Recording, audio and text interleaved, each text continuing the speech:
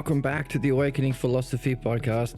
My name is Jed, and today we are in the Orange Sutra, the philosophical midwifery. The philosophical midwifery textbook. That's a bit better. The brights were a bit light. The brights were a bit light. The lights were a bit bright. The philosophical midwifery book to understand the nature of philosophical midwifery, Pathologos, and how to resolve our problems and why the problems we have are necessary, why the solution or the resolution of our problems is in our highest interest, what do we do with the freedom that the removal of our problems afford us,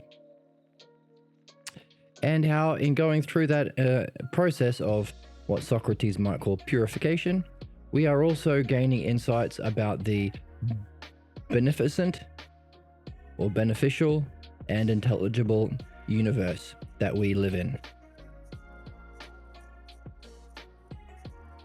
So lots of puzzles on the table, lots of good reasons for being here. Thank you for joining me. And last time we talked about how the Pathologos was a kind of psychic parasite. And it was also we got some definitions of the Pathologos. A false belief, so it's pathologos, logos, which can mean belief or reasoning or understanding. It means a lot of things, the logos, but it's pathos or sick. It's a sick or false belief, specifically about oneself and reality, one's reality. So it's accepted as true, but we do not know we have it. It's irreconcilable with our highest goals, and it's the cause of much of the chaos in our lives. But that's the Pathologos. It's a psychic parasite also. Psychic or parasitic because it drains us of our energy, our vitality, which subverts us from reaching our highest goals. And it's psychic because it creates delusions, creates and sustains delusions to defend its existence. And it's also parasitic in that it is like a carrier of disease because we pass it on. We create the conditions to pass it on within our family or clan. Okay. It also defends itself by undermining things that will threaten its existence. Last time we talked about how that thing that it will be undermining is our own understanding or our own self's ability to participate in understanding, or maybe even undermining reality itself. So fundamentally, what threatens its existence? Understanding. But the other two things that Pathologos is related to is reality and self. Fundamental false belief about reality and self. So we can see that as our triad. Understanding reality and self is a fundamental triad that we discover in philosophy. 3 dimensions of reality can be seen within the dialectic, can be seen within the Parmenides hypotheses, but these are 3 fundamental ones. The self is what we're after, to know thyself, as the Greeks say. Its first emanation or creation is reality itself, being. And philosophy has being as its subject. We seek to know, to understand, know, and reach being.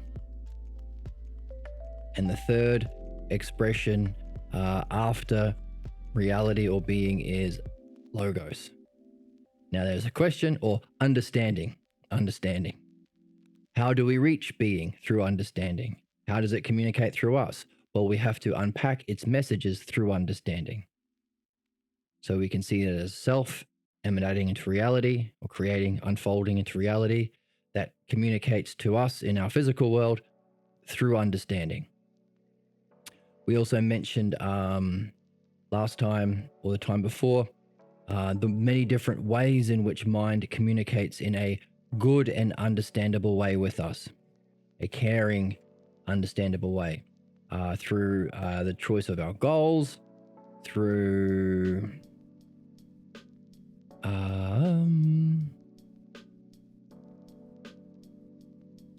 looking through the problems we face, through our daydreams, through our fantasies, through our night dreams. There are these and maybe others in this text, maybe also in the text of Plato. We could add also are ways through which reality communicates to us. Now we have to do the work, or rather unpack it. All of these things are, as it says in the text, doorways to the richest source of insights into our life, but we have to open the door. They are gifts, but we have to unpack the gifts. We have to unwrap them. That's understanding. That's the logos that we're seeking to master, or the dialectic. Logos and dialectic are tied together. Maybe one is the structure of the other. It's a question that we are carrying. What is the connection between logos and dialectic? They seem to be stuck together in some way. Maybe they're the same thing. At any rate, that's how we unpack it. That's what we're learning. And last time we talked about the fundamental puzzle of humanity. Why can we do so many things as human beings, but why are we so irrational and immature when it comes to understanding ourselves? Well, we talked about the reason for that is understanding. We undermine understanding. We may apply understanding to some things, but we'll say no further. We will not apply understanding to ourselves. So it's not understanding's fault.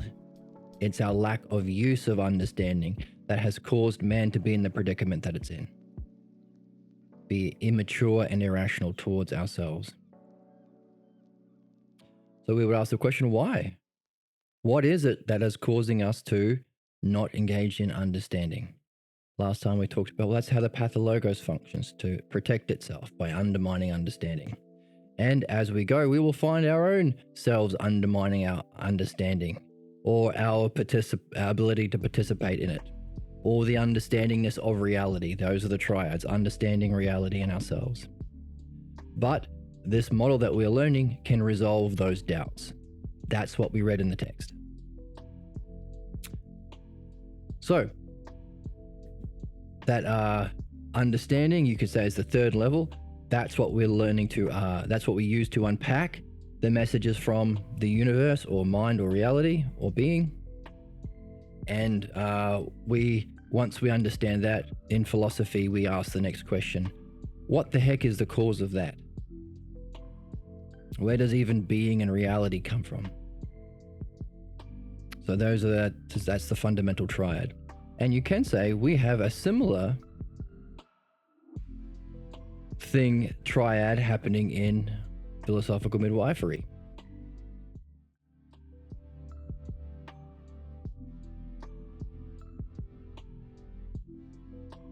So here's our philosophical triad. And here's my pen. Of oneself,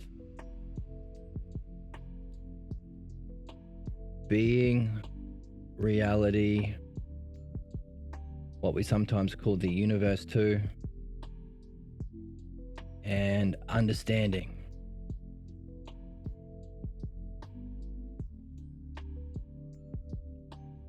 The logos and the dialectic. These three things, all of these three things are together, aspects of the same thing. And we have this as a triad. So in our work with philosophy that we do on this channel, we read Plato and listen to Socrates to develop understanding directed towards being. That's called dianoia. When we actually get there or experience it, or what we talked about last time, contemplation, that's called nous. the cognitive function, the part of our mind that can experience it. But then in philosophy, we want to take what we learnt to get there to go even further, from being to the self. So philosophy isn't the final step.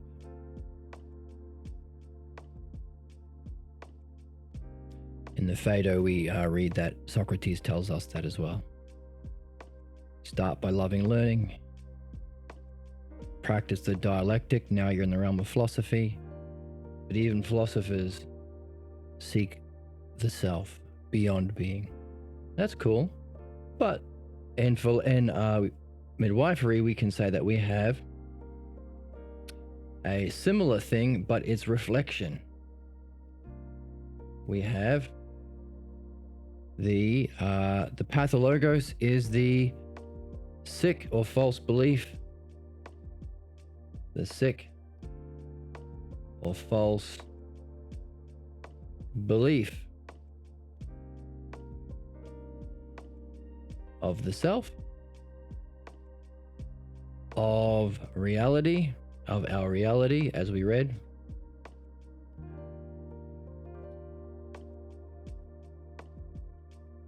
And that undermines undermines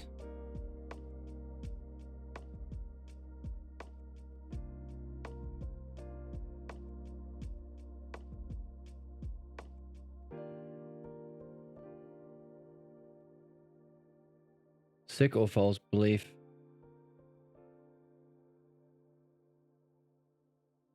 about reality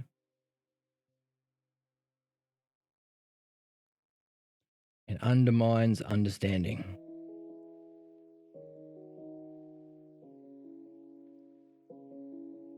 And we call that the pathologos. So isn't that curious? We have a reflection of that same triad.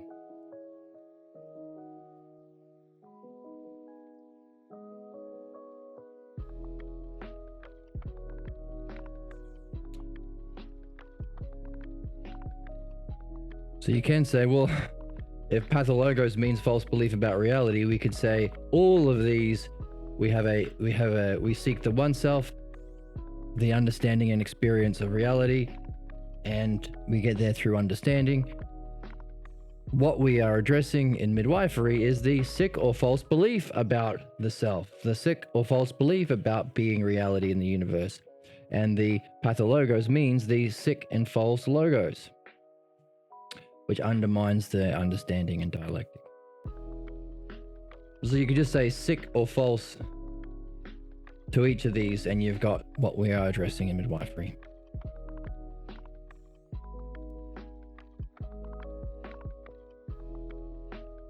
That's what we addressed last time.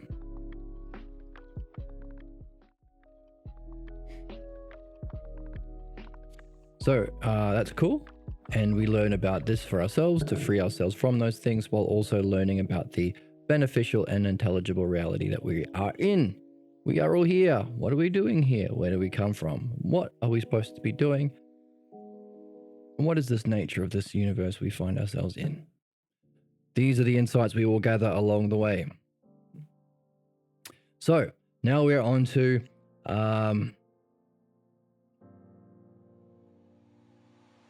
we are going to explore the 11 dimensions of the pathologos. We talked about them last time. The nature of the pathologos, the condition and transmission of the pathologos, amnesia, the wordless transmission, blame and anger, the struggle over discussing the pathologos, the pathologos defended and condemned, our inner dialogues and dreams, meaning in the pathologos, the logos, and the signs of a pathologos problem. That's where we are. So I hope you're ready to dive in and become free. while at the same time mastering an art, the art of the new age of dialogue, the art of the dialectic. So becoming free while mastering an art. Oh, and also gaining insights about reality. Want to play? Of course you do.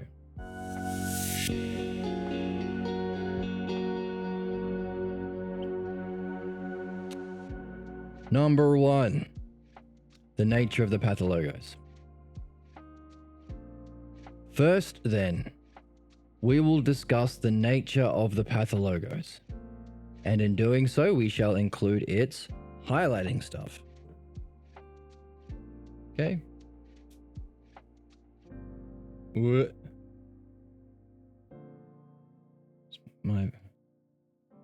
happened? Here we go. We are going to discuss the nature of the Pathologos, its origin, its form or morphology. That's a fancy word.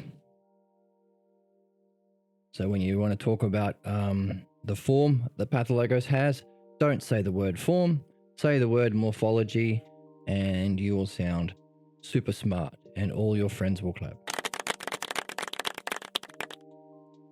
Its monad-like quality. Ooh. Monad is a certain idea that we have in philosophy.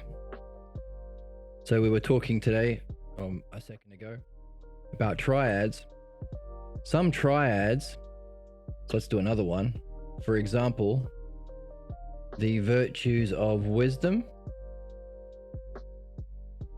courage, all of which we need on this journey, by the way. Because, and now we know why we need these, because we have a psychic parasite that undermines our understanding. So the virtues are a discipline or practice that we have in our souls. We have to practice until they become automatic, or they upgrade to a super virtue. Okay, so if we have the Pathologos that have sick beliefs about self and reality and undermine understanding, we need to practice a virtue of using not what feels right and familiar in our planning and organizing and managing our soul. We need to use what we learn in the Logos. That's the virtue of wisdom. Okay, and we talked about the psychic parasite. So one reason why we need the virtue of wisdom is because we have this. We can't organize ourselves based on what we believe because we have a Pathologos that has false beliefs about reality. But when we read Plato, we have to implement what we read, live that way, organize ourselves that way, even though it's unfamiliar and might feel a bit weird. That's wisdom. So people say, hey, I'm wise. What makes you wise? All my experiences. Uh-oh. That's the opposite of wisdom. You are just solidifying your false beliefs from childhood through your experiences. Wisdom is to do the opposite. Follow the Logos that you don't have yet until you pick up the game of philosophy. And free yourself from this in the game of midwifery. Free yourself from the Pathologos. So just because you're old doesn't make you wise. In fact, it makes you the opposite. Another expression people say is, common sense. I use my gut. I think with my gut and I use common sense. Well, that's the opposite of wisdom. Every racist person says, I can't prove it, I just feel it with my gut. Or it's just common sense that, and then they'll spew some racist garbage. So that's the opposite. Using your gut. Now, that's not to say that we don't have intuition guiding us through our daemon. That's different from common sense and using your gut. When people say that, they usually mean this is what feels right, or what is familiar, or what I've always known. Okay? Wisdom is not going with that, but going with what we learn. And now we see why we need wisdom. Courage. is another virtue that we need to do as we read as we do this, and as we do this purification through midwifery and the perfection through philosophy. Why is that? Well, we just heard that the psychic parasite nature of the pathologos means it saps your energy. Courage gives you a certain kind of power. That's how it's talked about in the Republic, where we learn about what courage is. So we need some sort of courage to motivate us to keep moving. And one of the ways the pathologos can sabotage us from our meaningful goals is it, look at the text here. We use a quote, because quotes are the best. Blah, blah, blah, blah. It drains the host of its vitality and subverting the host from its most meaningful goals. So that's why we need courage. We need something to keep us moving forward, even when there's something sapping our power. So courage is to do with power. And temperance. To be well ordered. Temperance. Sometimes translated as sound-mindedness.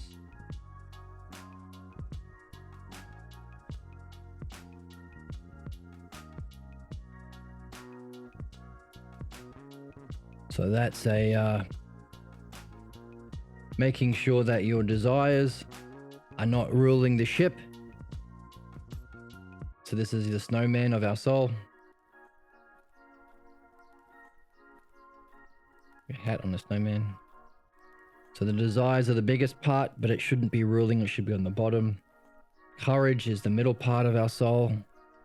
This is the inward desires. Courage move you outwardly, and reasoning should be on top, leading the ship.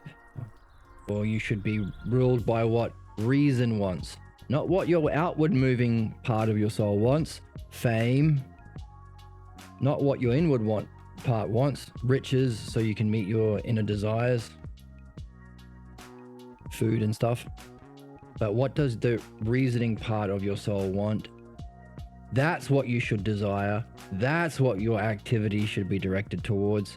So having these parts of the souls, all parts of the souls, well ordered and following, all seeking the same thing, or harmonized, that's the virtue of temperance or sound-mindedness.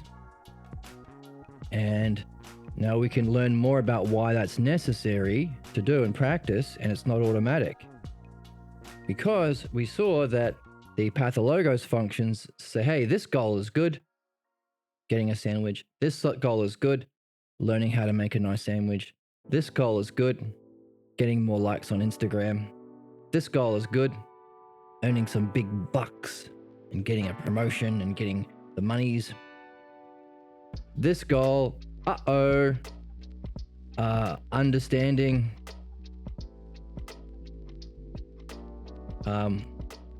or this goal of developing logos, understanding,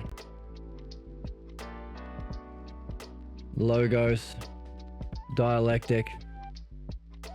This goal of this one here, this goal of reality, knowing reality, mind or reality. This goal of the self, no. Don't seek these goals.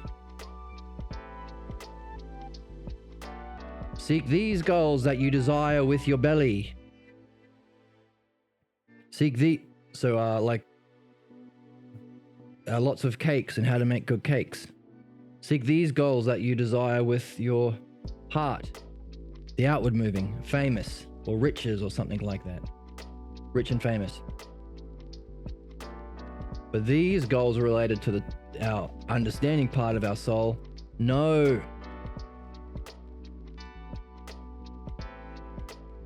If we did that, we wouldn't be, as a species, immature and irrational in regards to ourselves, but very good at figuring out how to manipulate people to get money, figuring out how to scam people to get famous and rich and exploit people and get all of the sandwiches.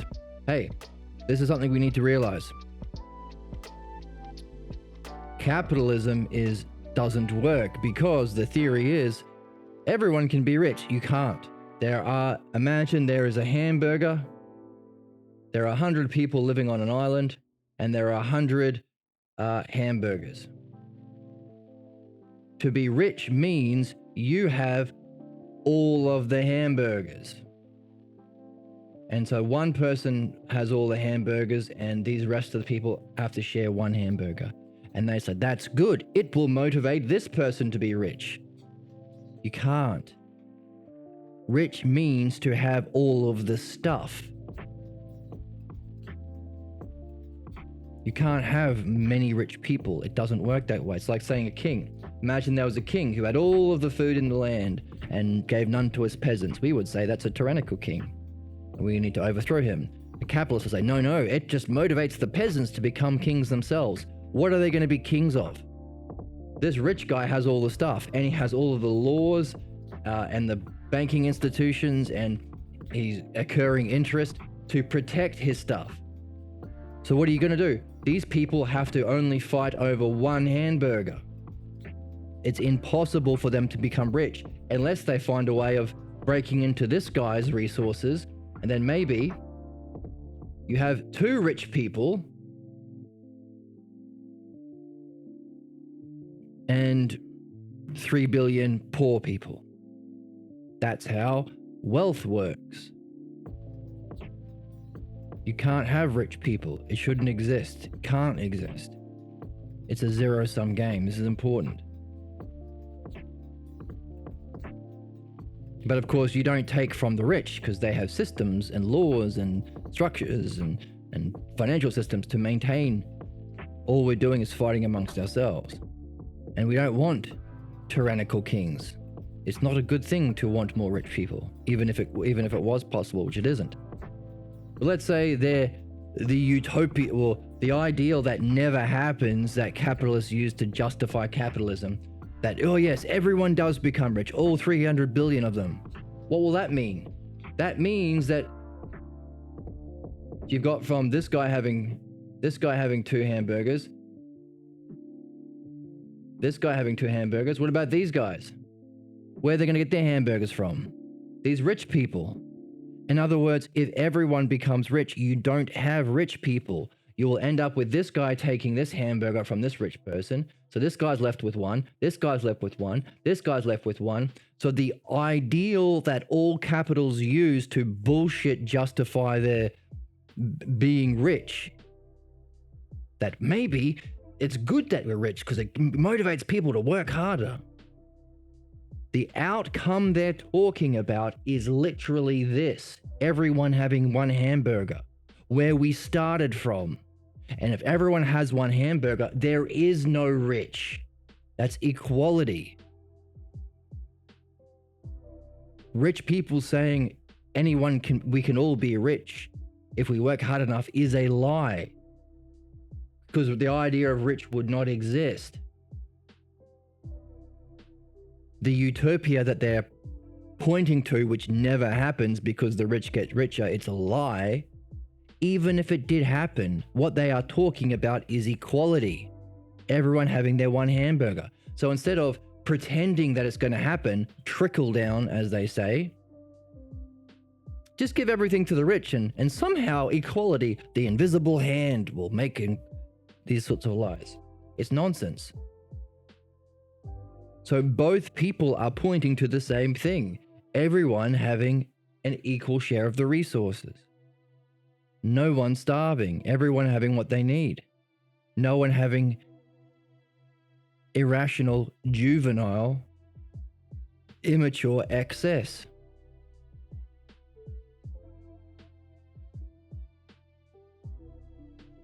Capitalism is built on a fiction. You can't have rich people and happiness. It doesn't work. Because where are they going to get their hamburgers from? The poor. Just like saying, there's this king in a land and he has all of the resources for himself. He's an Elon Musk billionaire or a Jeff Bezos billionaire. All of the people of his that he's supposed to look after have nothing. Now what we do in capitalism say, oh, not only that, exactly the same, one person with everything, everyone else with nothing, only they don't have an expectation to care for the people under their rule. So capitalisms are just an evil king without saying, hang on a second, you should be protecting your subjects. No, we shouldn't. There is no law that says a businessman has to care about anyone. Screw everything, screw everyone, screw the planet. So it's worse than a tyrannical dictator king or ruler. Literally, capitalism is worse than tyranny or fascism or a tyrannical monarch, because at least those people are supposed to care for these other people they're stealing their shit from. So we can say, oh, you're unjust. Get out. Overthrow the king. Businessman, no, I've never had my responsibility has only been to me and my shareholders, just me. Everyone else can die for all I care, says every capitalist. Fiduciary responsibility, it's called. Maximize profit. And where does profit come from? These people starving. Because you have to take their hamburgers. That's what profit means. And every time someone works for a capitalist, this guy earns $1, the boss earns $10. Every hour we work under capitalism, we are literally making ourselves poorer, because money is relative. Because if he's earning $10 and you're earning $1,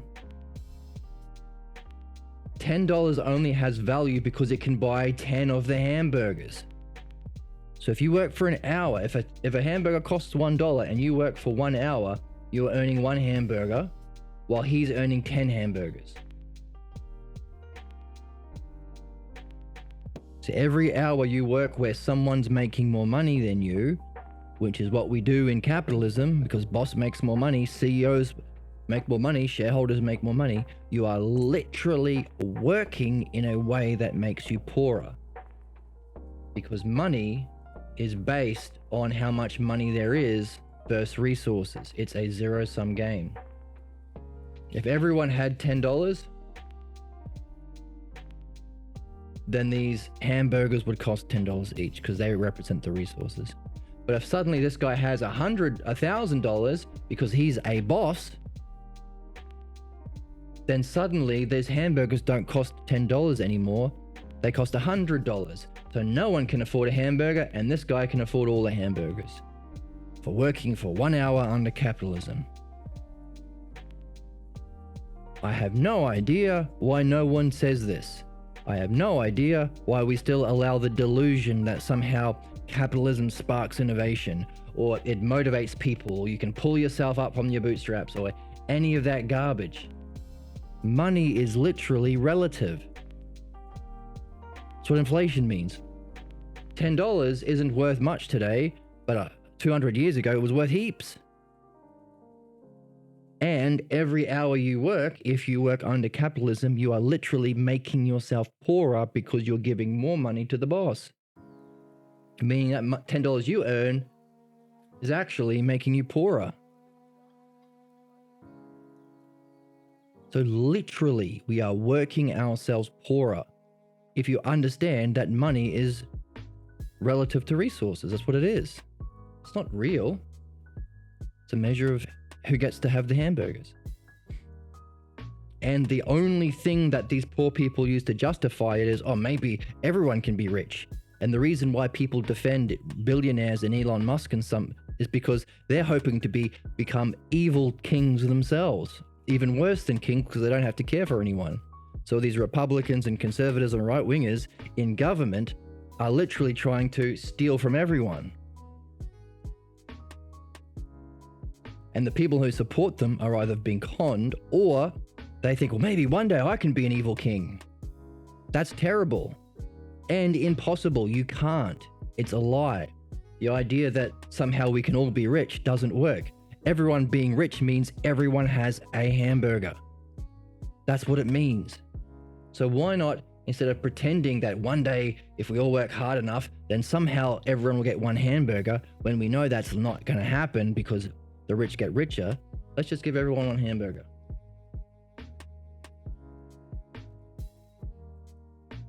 But hang on a second, the people who have injustice within their soul, or a pathologos, will say, but I have my snowman of my soul, which should be like this, is actually like this. My desiring part of the soul is on top.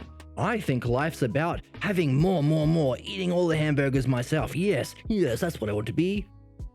Well, what we are understanding is that is objectively bad for society, for humanity, and for your soul. So we need to learn the virtue of temperance, which means organizing your snowman the right way. Having the desiring part, your belly, at the bottom of the snowman. Having your heart, your courage, your outward moving part of the soul, seeking honor or fame, in the middle. But having the reasoning part that seeks wisdom, or the logos, or the dialectic, that should be ruling your soul. That's literally virtue. And if you don't, you are sick. You are following a sickness, a pathologos, and creating a sick society. So, hey, shouldn't we all just be allowed to try and scam everyone and be as rich as we should? No, that's literally a sick society.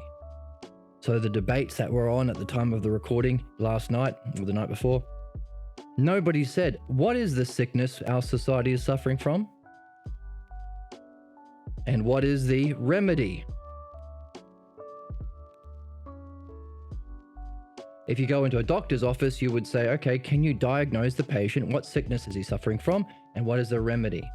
Literally, we apply it to fixing a body, fixing a car. But for some reason, we have this line here, that says you can apply it to fixing a car, you can apply it to a doctor, and if a doctor doesn't know how to diagnose the illness of the body and doesn't know how to prescribe its remedy, then he will lose his license. But for some reason, up until here, politics, spirituality, how to run our soul, how to organize our institutions, no. We are immature and irrational when it comes to them, but we're more than happy to apply this exact same principle and standard to flying a car, flying a plane, fixing a car, everything else. It is absurd. Why do we not apply those standards to the most important things? Why only to making nuclear weapons? Because this line is the functioning of the pathologos. Because if you ask these questions, you are creating a healthy soul. And you are creating the conditions within society for all healthy souls. Everyone has a hamburger. No one is an upside down snowman seeking, I'm going to be a petty tyrant, to have all the money. Yes, money. No one is sick like that. And we don't have a society sick like that. We will have the same freedom that we are seeking in, freeing ourselves from this within our soul, we would have it from society. If we were not immature, and if we were rational, if we were able to remove this line and become rational about understanding reality and self, we would have a utopia. Well, I wouldn't say utopia, but we wouldn't need to work anymore. We would just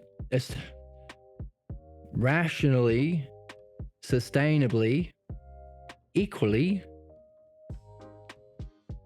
efficiently distribute the resources to meet all human needs in a way where we're free to pursue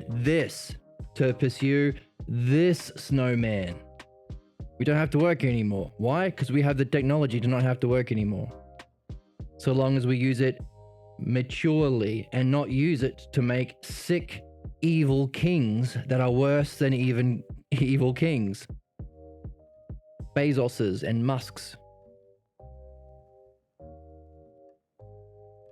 We'd be free. Just as if we do the same thing to ourselves, we get a certain level of freedom. That's what we saw in the text. We see that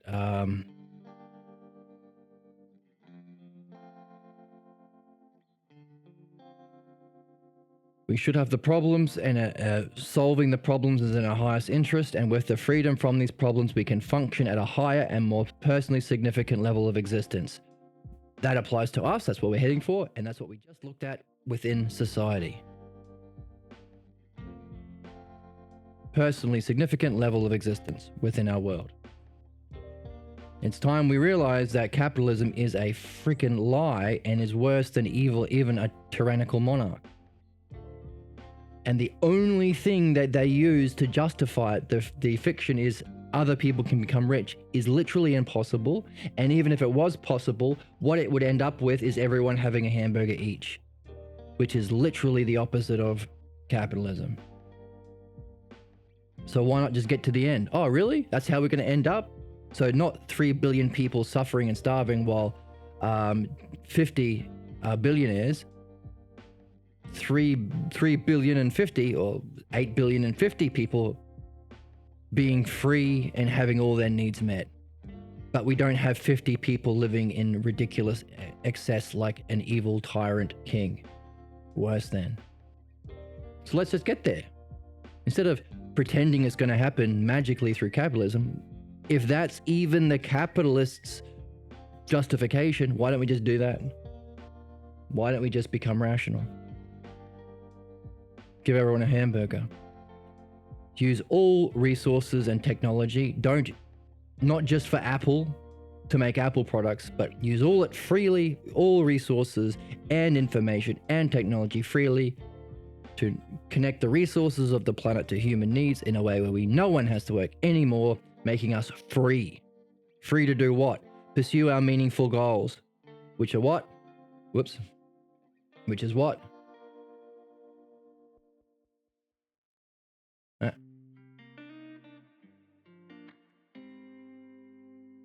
This.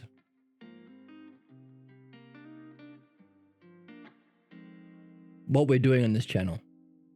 So, wake up. Stop capitalism. It's stupid.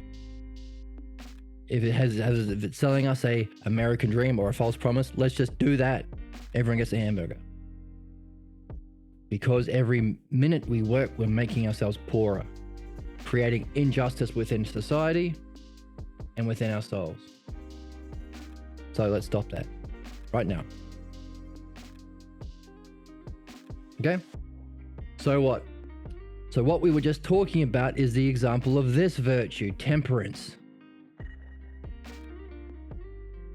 Growing up in a capitalist world, they will seek to tell us, hey, look how great you can be. Look how many women's you can get. Look how many hamburgers you can get if you have all of the money.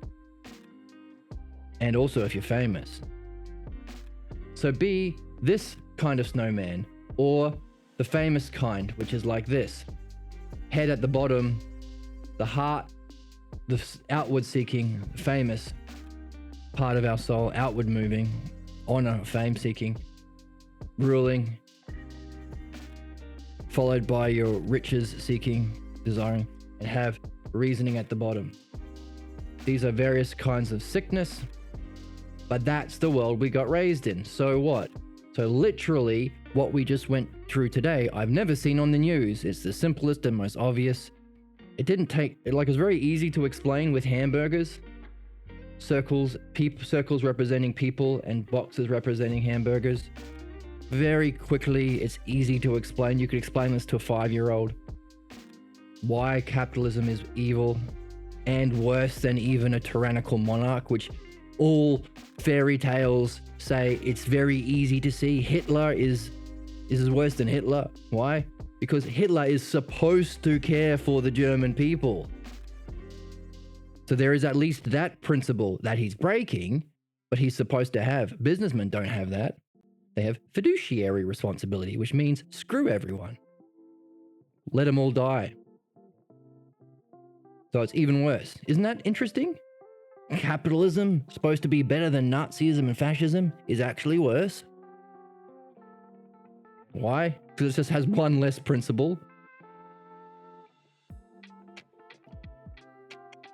And the promise is the exact thing it's against. The promise is everyone can be rich, which means there's not more resources. Everyone being rich doesn't mean there are suddenly more hamburgers or resources in the world. It just means everyone gets their own. No one starves, which is literally the opposite of capitalism. It's equality. Can't have that, so let's use words like Marxism and socialism to pretend it's bad without ever reasoning it out. All you need is, what do we have? We had like 6 circles and 6 squares. That's all you need.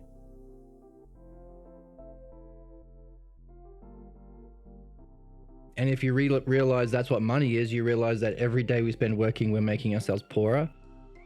So not only is the principle that everyone can be rich exactly a lie, the principle of working hard, the thing that's supposed to lead to this imaginary end of everyone being rich, the method is a lie too. You can't get it by working harder. Because if you work harder, that means you earn $10, the boss earns 100 for every hour you work. Meaning you can get less of a hamburger, he gets more hamburgers. You're literally, the harder you work, the poorer you are. That's this giant fraud and scam of capitalism. Anyway, so what? Well, so tell everyone this. I'm amazed that no one has outlined it so simply and clearly, but I'm tired of waiting. But so what? Well, so this is the principle of temperance and sound-mindedness. Because we are raised without anyone talking about that, we need to be having a virtue or a practice that, even though it feels like we should be trying to be rich or famous, don't. Because that's a pathologos that says these goals are okay, but no wisdom goals, no goals to do with understanding the self-reality or the dialectic. So these are the only ones on the table. Within our feelings, within our common sense, within our society. So we have to, but literally, to overcome these problems and reach our highest goals, to free ourselves from our sickness, you need to be doing what doesn't feel comfortable or normal until it does. That's temperance. So why do we need temperance as a virtue or a practice or discipline we do as we learn? Because there is something that says these goals are not normal, are not part of capitalism, are not part of schools, are not allowed or whatever. What's causing that? So in other words, these are the familiar ones. These are the ones we need temperance for. Discipline, practice, habit for. That's the virtue. So why? Why are we able to do these goals that are harmful, but these ones we have to be stupid about, irrational and immature about? Because these are the goals that threaten the existence of the pathologos, and pathologos is a psychic parasite. Pathologos is literally the thing that makes this border. That's why. That's why we need the virtue of temperance. Isn't that cool?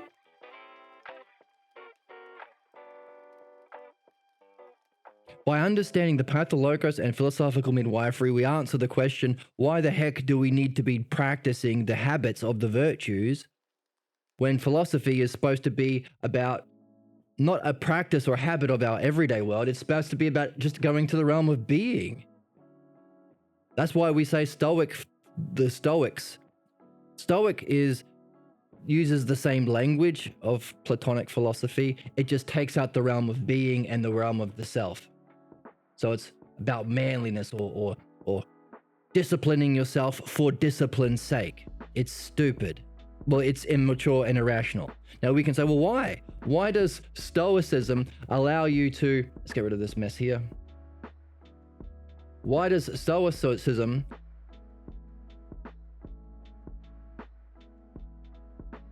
Let's write these goals out a bit, because we're using them a lot.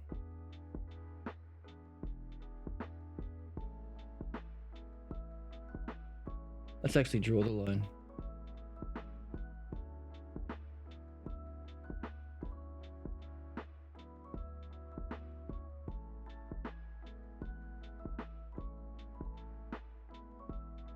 So the sorts of things that I see on YouTube around philosophy are usually related to Stoicism. You might not know what it means, but those are the people who I see claiming to be philosophers. Logos or understanding. Dialectic. So if you don't know the word Stoic, you're not missing out on anything. It's just a word that points to what these people who claim to be philosophers are doing. Now we're not blaming them. We're just understanding them. Right? So, Stoic philosophy is, hey, you can learn about these words so long as they only apply to the physical world, not to this, not to the logos and dialectic, not to being or reality, and not to the self. By the way, this is called metaphysics. The logos and dialectic, reality and the self are all prior to the physical world, so we give it the fancy name metaphysics. So Stoic philosophy is the language of Platonism with all the metaphysics removed. Why? That seems ridiculous, immature, irrational. Uh-oh. We know why. We know the thing that makes us irrational and immature after a certain level. That's literally the Pathologos. That's the functioning of the Pathologos. Why?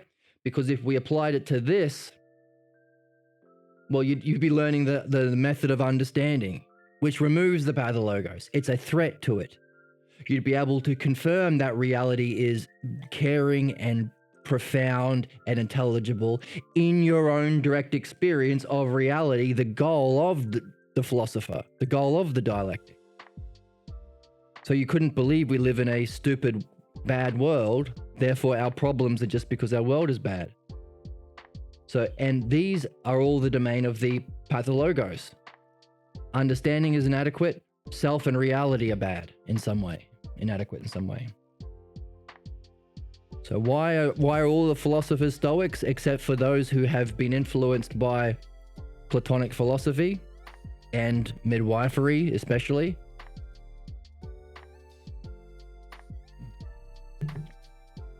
Because of this.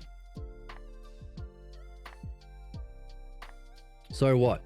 So, as we learn the logos, which is this, in philosophy, and as we learn to remove this line here in midwifery, we need something that we have to be doing to keep seeking this, even though our Pathologos is saying you can't have it. Don't seek it. Only seek these goals. If you did that, you wouldn't be in philosophy. If you did that, you wouldn't be in midwifery. But you have to learn philosophy and midwifery to remove this line here. So what do? You're stuck. No. There is a way.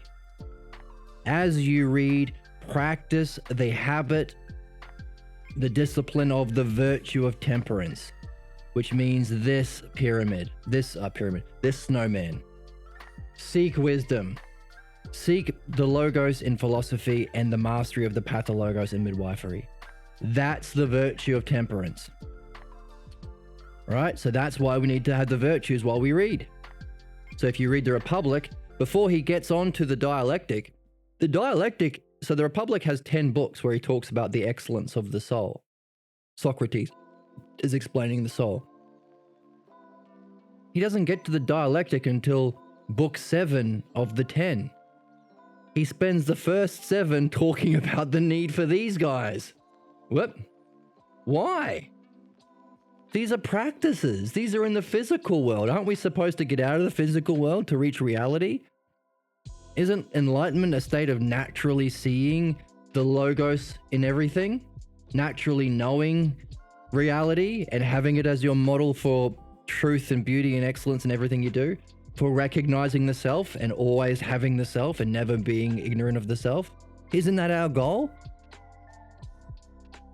So why are we doing things that require effort and discipline and force and practice that are in the physical world for the first 70% of the text? Now we can understand. We can answer that question based on what we're reading about midwifery. Because there is a block that says here and no further. That's called the Pathologos. Therefore, these goals are allowed, but as we read, it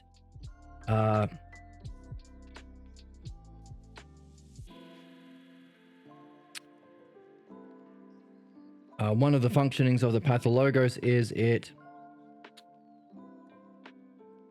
is irreconcilable with the attainment of one's highest goals.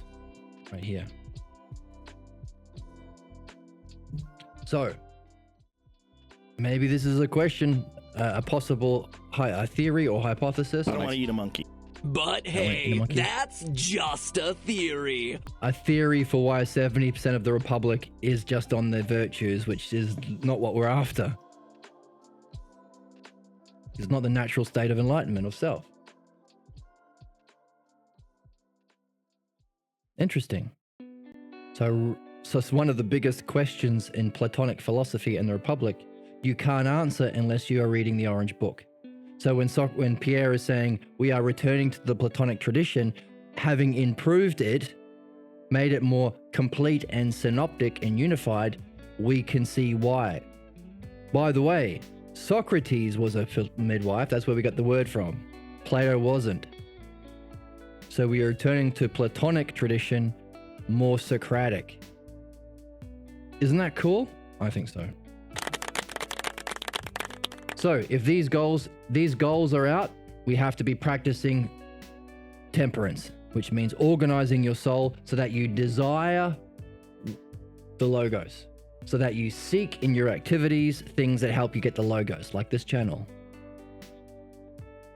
And so it's having all parts of the soul seeking the same thing, and it's the thing that reason wants or logos wants. So in the Greek, it's literally that the top part of the snowman is called logos. So desiring the logos, seeking in your activities the logos, that's temperance. Courage. We talked about how the Pathologos takes away power. This makes it a psychic parasite. Courage is practicing having the power.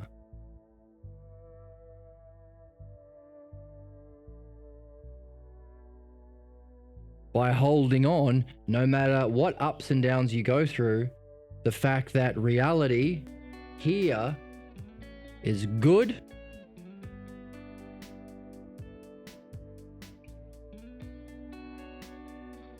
Well, it's single, it's good, and it's true.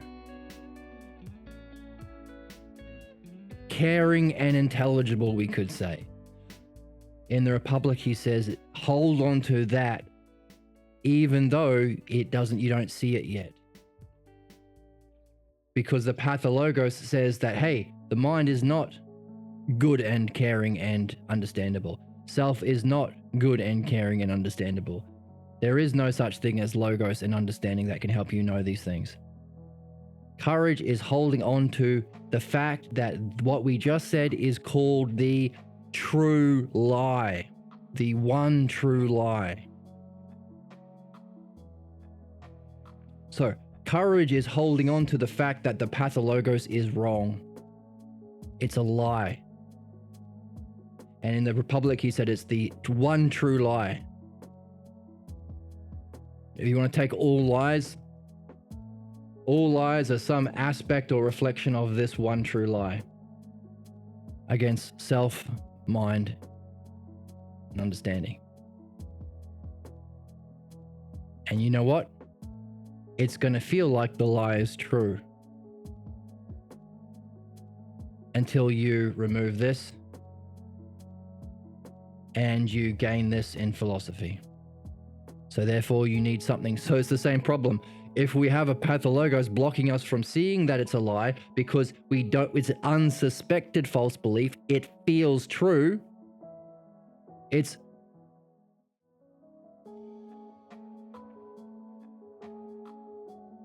accepted as true, then we're stuck forever. Uh-oh, we're not stuck forever. Even though it's accepted as true, the lie, the greatest lie, you can do courage, practice, habit. What's courage? It's holding on to the fact that the Pathologos is the greatest lie, even though it doesn't feel that way. because of this, because of the and now we can see why we have to do it through practice, because even though it's rationally the case, it won't feel true, because the pathologos literally functions as a psychic parasite to create this block, because this is what threatens its existence. Therefore, in this game, you need courage. You need courage if you're doing midwifery and philosophy. And now you understand why. Well, we have a theory as to why. Okay, the final one is wisdom, which is a habit. It's not ultimate wisdom or phronesis.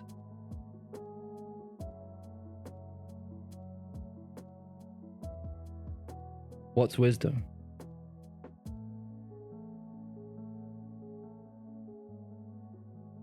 What does the logos part of our mind want?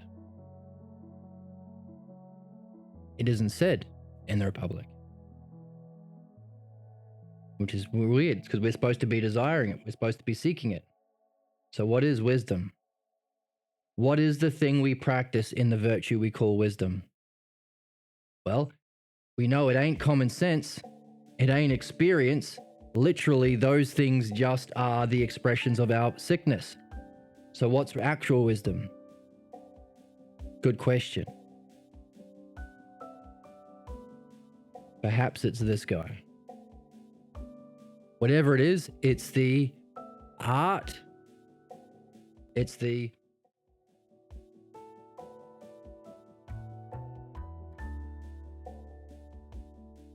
it's in the previous, at the end of the last chapter, we called it it's here we go. It's a method for understanding and solving problems.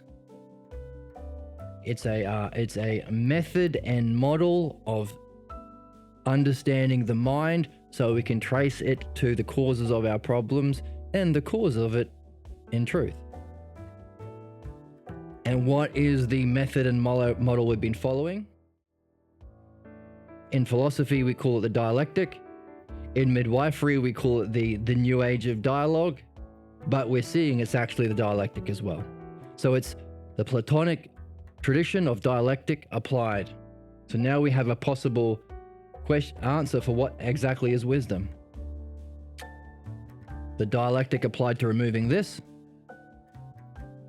in midwifery, and the dialectic applied to understanding this. And you have to be doing both at the same time. So that's pretty cool. I hope that's been useful. We were talking about this as a triad. So this is another example of a triad, the triad of the virtues.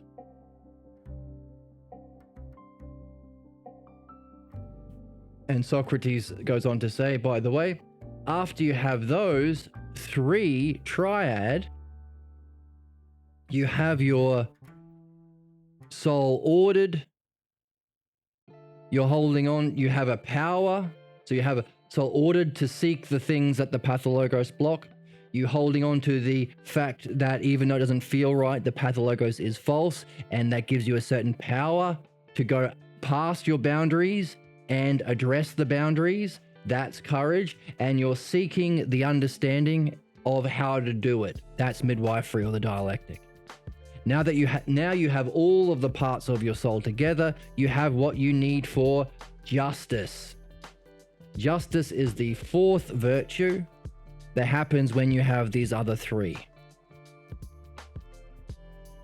Now, we say it's a greater whole because it's a whole of all the other virtues.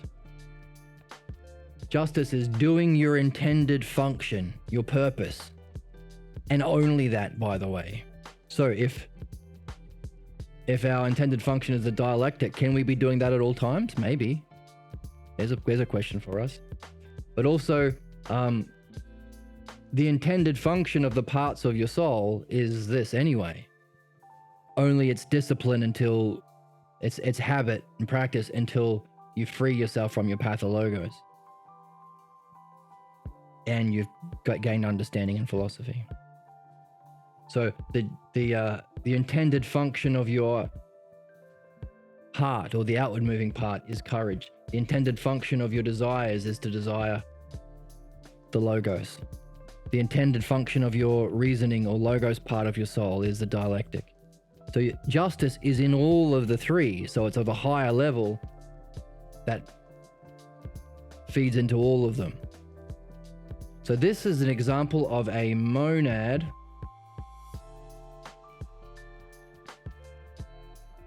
This is an example of a monad,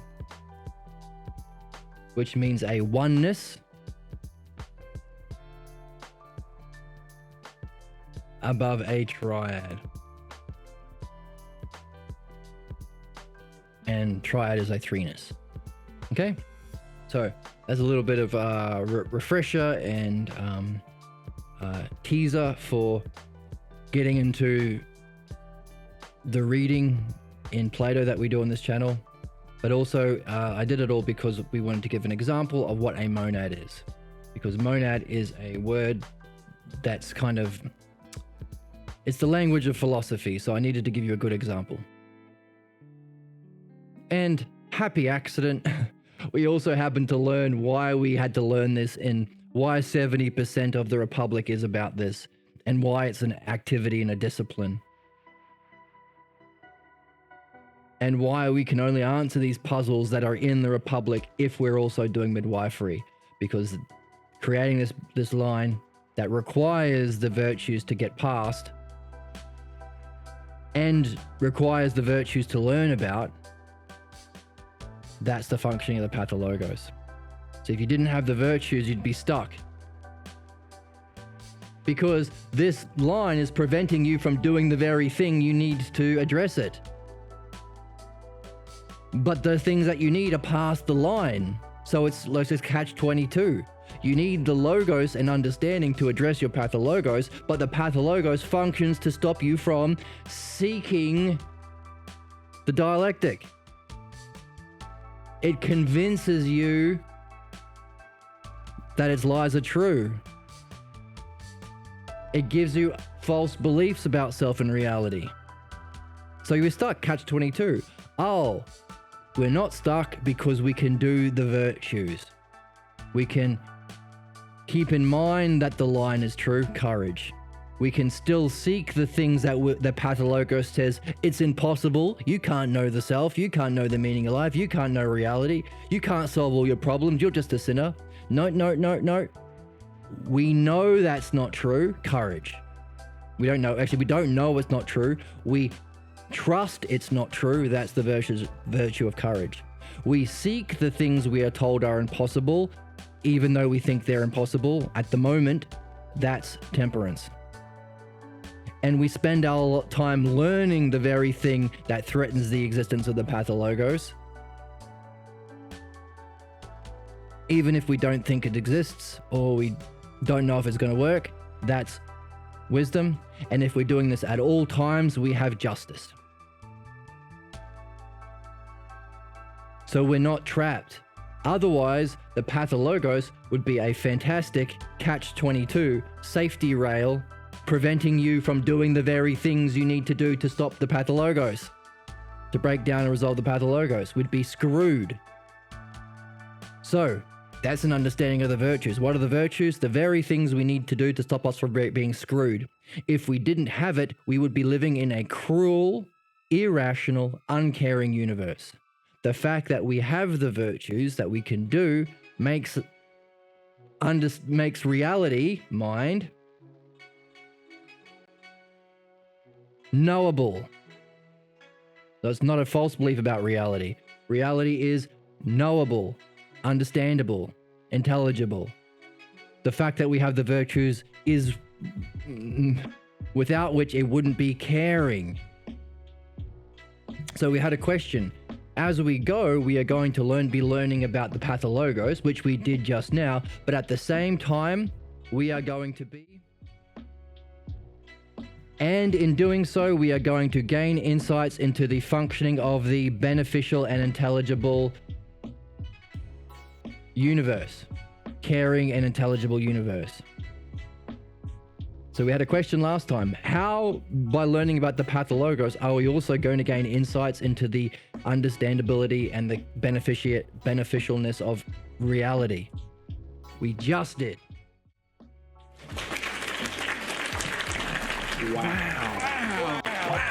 Wow. We just did. Because the Pathologos would be a trap, but the fact that we have the virtues says that we have a way of removing that trap. If we didn't, it would be cruel. If we didn't, we could never understand and free ourselves from our problems. If we didn't, we would never be able to find the truth about reality and compare it to our Pathologos to know, to prove, to verify that our Pathologos are bullcrap. So we gained an insight about the virtues. We gained an insight about the Pathologos and how it functions. And at the same time, we gained an insight about reality and how it's understandable and good for us. So good for us. And we also got an idea of a monad, like justice, a oneness above a triad. And we got 2 new triads over here too. So that's good. So add these monads and triads into our inventory. Here we go. You're a wizard, Harry. So we've got a bunch of questions. Now we've got a whole bunch of hypotheses that we just made that we can take with us in our hypothesis sack in our inventory. But now we have some skill trees. We've just leveled up some new 3s. We've got a new 4, which is the triad plus the monad. So we've leveled up our skill tree too. So that's neat. Doing some good work. Good for us.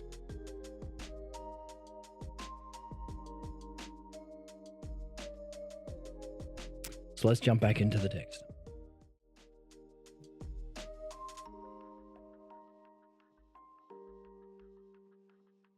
So all this was to do with its monad-like quality. So also, this is a good thing to point out about how we read in this game. We're not racing through the text.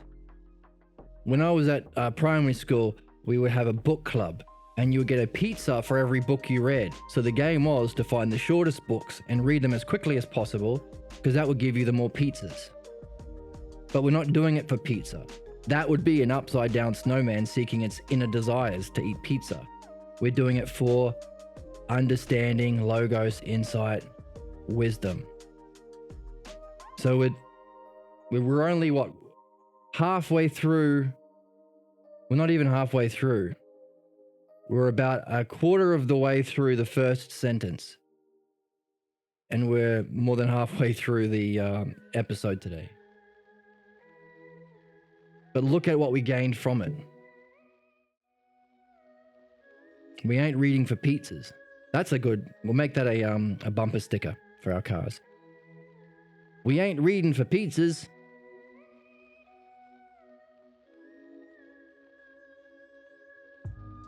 Because we got to one word that allowed us to unpack a whole bunch of things, to gain insights into the Pathologos, into the virtues, into what the virtues are not, stoicism.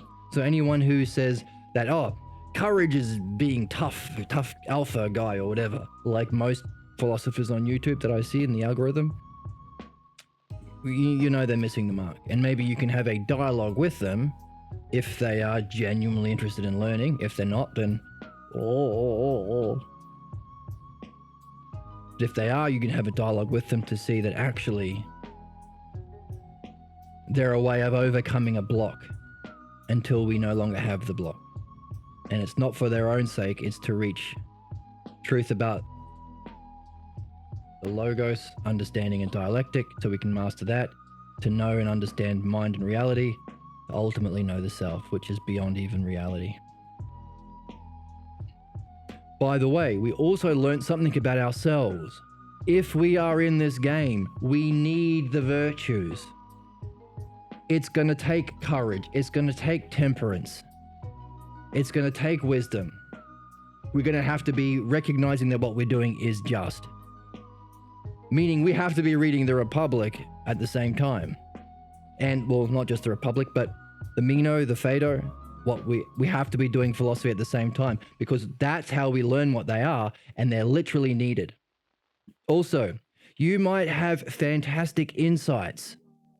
You may have success in dropping this block or moving it further along, or breaking it down to reach some of these goals, and it might fundamentally change you, free you, create a whole brilliant way of being that you never expected you could be. Gain truth about this triad, and you may want to share it with your friends. But here's the thing, you know how the Pathologos functions to stop anything that threatens its existence. So we need to have as a criteria, we need to be aware that our friends who we actually want to care for, who we want to help, who we want to benefit, our friends also need to be in this game of philosophy too. Because you can't just say, hey, there's this thing called philosophical midwifery. It allows you to solve your problems and understand why you have the problems. And it gains you a kind of freedom that allows you to reach your most meaningful goals and actually know the meaning of life and the nature of yourself, which is a learning you can take with you into your next incarnations, which is actually the purpose for everyone being here. Isn't that great? If they don't have this, they will say, no, it's terrible. Because that's what the Pathologos does.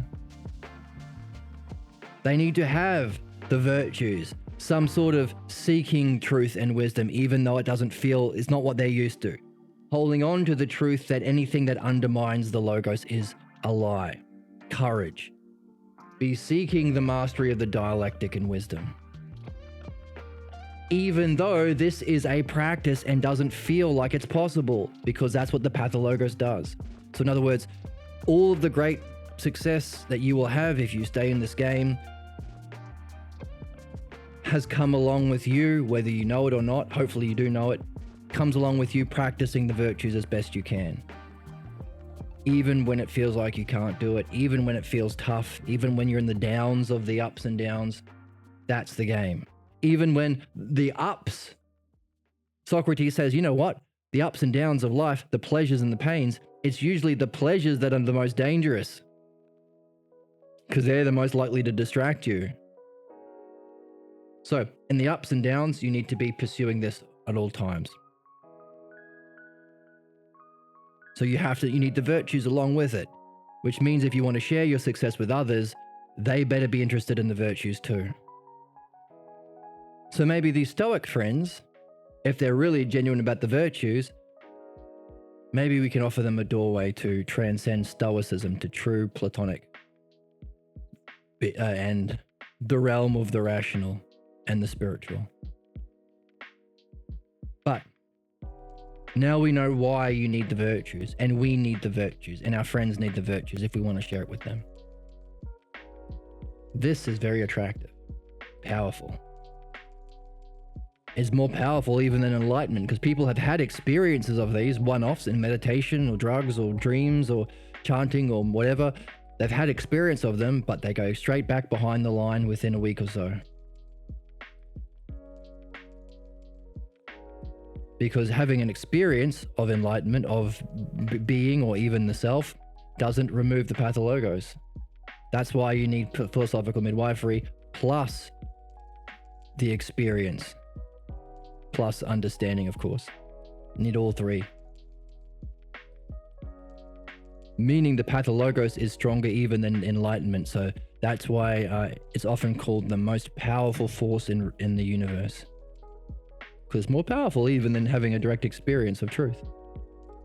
So what does that mean? That means super important to have the virtues. Good to know. And stay with it in the ups and downs, folks. You can do it. You can do it. The ups and downs are normal part of it. The ups and downs you need so you can practice courage, temperance, wisdom, and have that monad of justice. The whole that incorporates the parts. So back to the text. So we're a quarter of the way through the first sentence. So here we go. The nature of the Pathologos, we shall include its origin, its morphology, if you fancy, and its form, and its monad-like quality. So what we just saw about a monad above the aspects, Pathologos does that too. It's cycles. Okay, so we got some cycles happening. Where's my pen? Whoop. It's cycles. Where's my blue? Cycles, and it's linkages to other beliefs. So it connects with other beliefs. Its relation to our self-image. Whoa. So cycles, we were just talking about cycles, the ups and downs that we need courage to navigate through. Self-image, the false idea of the self, we were talking about that too in the triads. And the power of the Pathologos in its ability to counterattack. Whoa, that's a big one. As we gain insights, where is a counterattack? As we learn something new, there is a counterattack. The Pathologos can not only block you from moving forward, which is why we need the virtues, but when you do break through, it will say, oh, forget about that. That wasn't real. That's a bit silly, isn't it? If that were the case, then your dear loved ones would all have realized it too. Maybe they're more right about you. Let's undermine what you saw. So we've been talking about how the Pathologos creates and maintains. All the way through, we've been seeing how it creates and maintains the false beliefs and our problems. So this idea of maintaining or right, so we can have in a similar way that Pathologos is created and maintained, including its cycles and linkages to its other beliefs. In a similar way, we have to be able to maintain our insights. So if we have an insight or a new understanding, the counterattack can prevent us from maintaining it. So, and where's my mouse cursor? Here we go. So, nature, its origin, its form, its monad-like quality, its cycles, its linkages to other beliefs, its relation to our self-image, the power and its ability to counterattack, and the removal of its presence. The primary insight that philosophical midwifery offers for our reflections is that it is in our youth, that Pathologos problems are learned, not taught, learned, and that they were, okay, let's highlight that too. It's in our youth. That seems like the same color. Let's go. Yeah. It's in our youth that our Pathologos problems are learned, and that they were learned from scenes that had a compelling force that brought us to conclude falsely about selves and reality. Now, in our triad, we had we have self and reality and the false idea of self and reality in the Pathologos. So we keep them as triads. So we could maybe see that as a monad, self and reality, false belief about self and reality. But I tend to want to include understanding as well, because the false belief about our self and reality is that it's not understandable.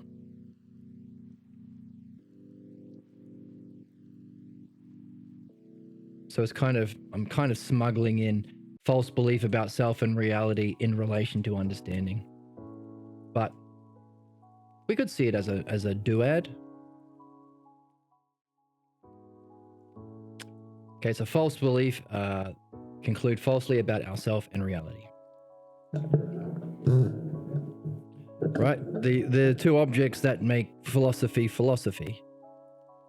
Reality is being. Self is beyond being. So there's understanding. Maybe that's why he's said it this way. You can still understand things in the physical world. Modern philosophy, or love of opinion, Socrates calls that. But we really want to understand being and reality and self. That's what makes philosophy philosophy. So that's a good metric. If someone says, I like philosophy, and they start talking about Kant or Hegel or opinions or the physical world, then you say, well, actually, so you're not in philosophy. Philosophy is about self and reality. And it's, oh no, you can't know those things. What? Sounds like you're not in the game of midwifery. Or you haven't learnt courage, temperance, and the virtue of wisdom yet, for you to conclude that it's not knowable in wisdom, for you to conclude that it is not good and understandable.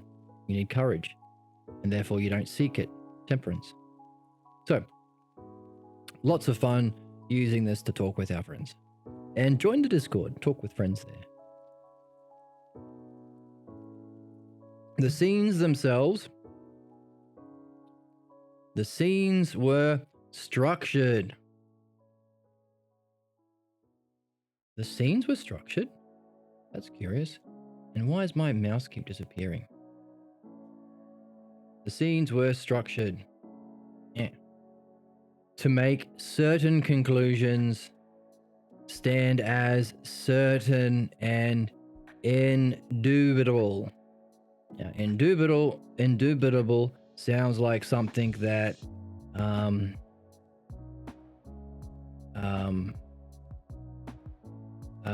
Sylvester the cat from Looney Tunes might say. I don't know what indubitable means. Indubitable. Impossible to doubt or unquestionable. Makes sense. Indoubtable. All right, so we have to come to the conclusion ourselves, but the scenes were structured to make certain conclusions certain. And when we come to the conclusions, we don't question them or we don't doubt them. No one taught us these conclusions.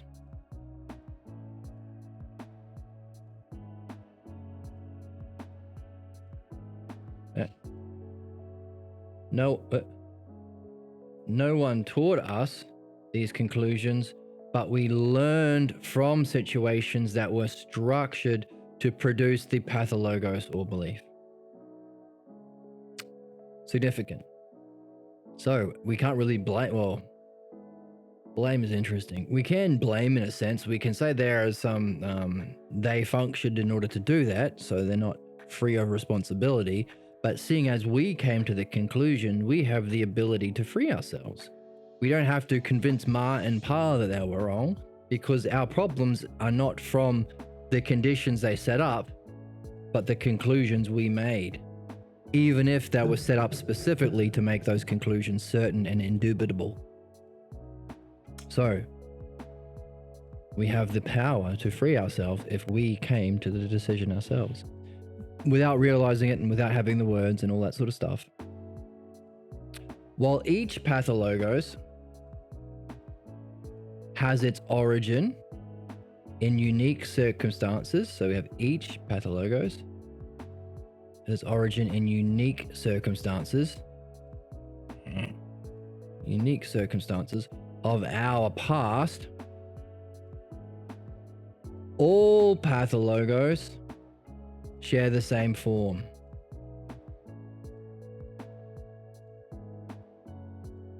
Oh, that's the word morphology.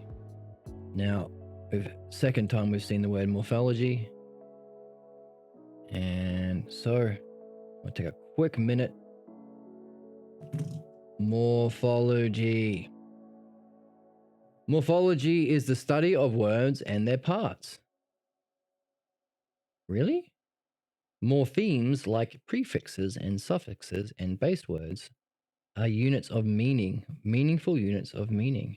Oh, interesting. Okay, so we talk about a form of a belief. It doesn't actually have a physical shape. It's morphology.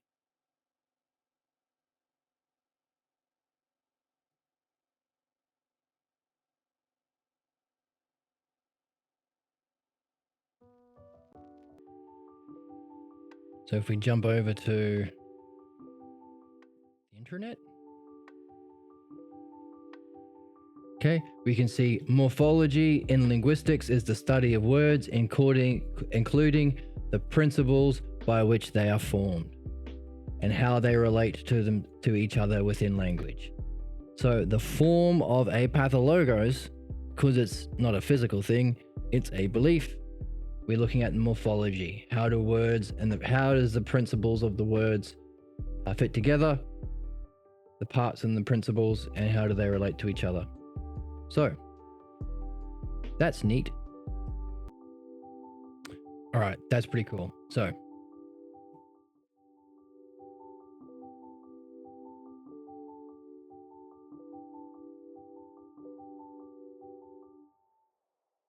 questions designed to reveal that form.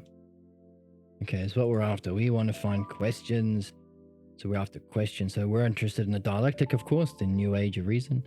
Questions designed to reveal that form can illuminate the particular conditions that gave birth. Let's give, this is a big one.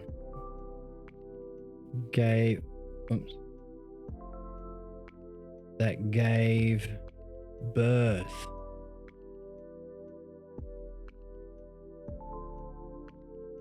To the pathologos. Okay, so we ask questions designed to reveal the shape or form or morphology, and also that will illuminate the conditions that gave birth to the pathologos. But when we only know the manifestation of the problem as it presents itself in the present, okay, so this is the problem, and we only know if we only know the manifestation in the present, presents itself in the present, then it is highly unlikely, or if not impossible, to understand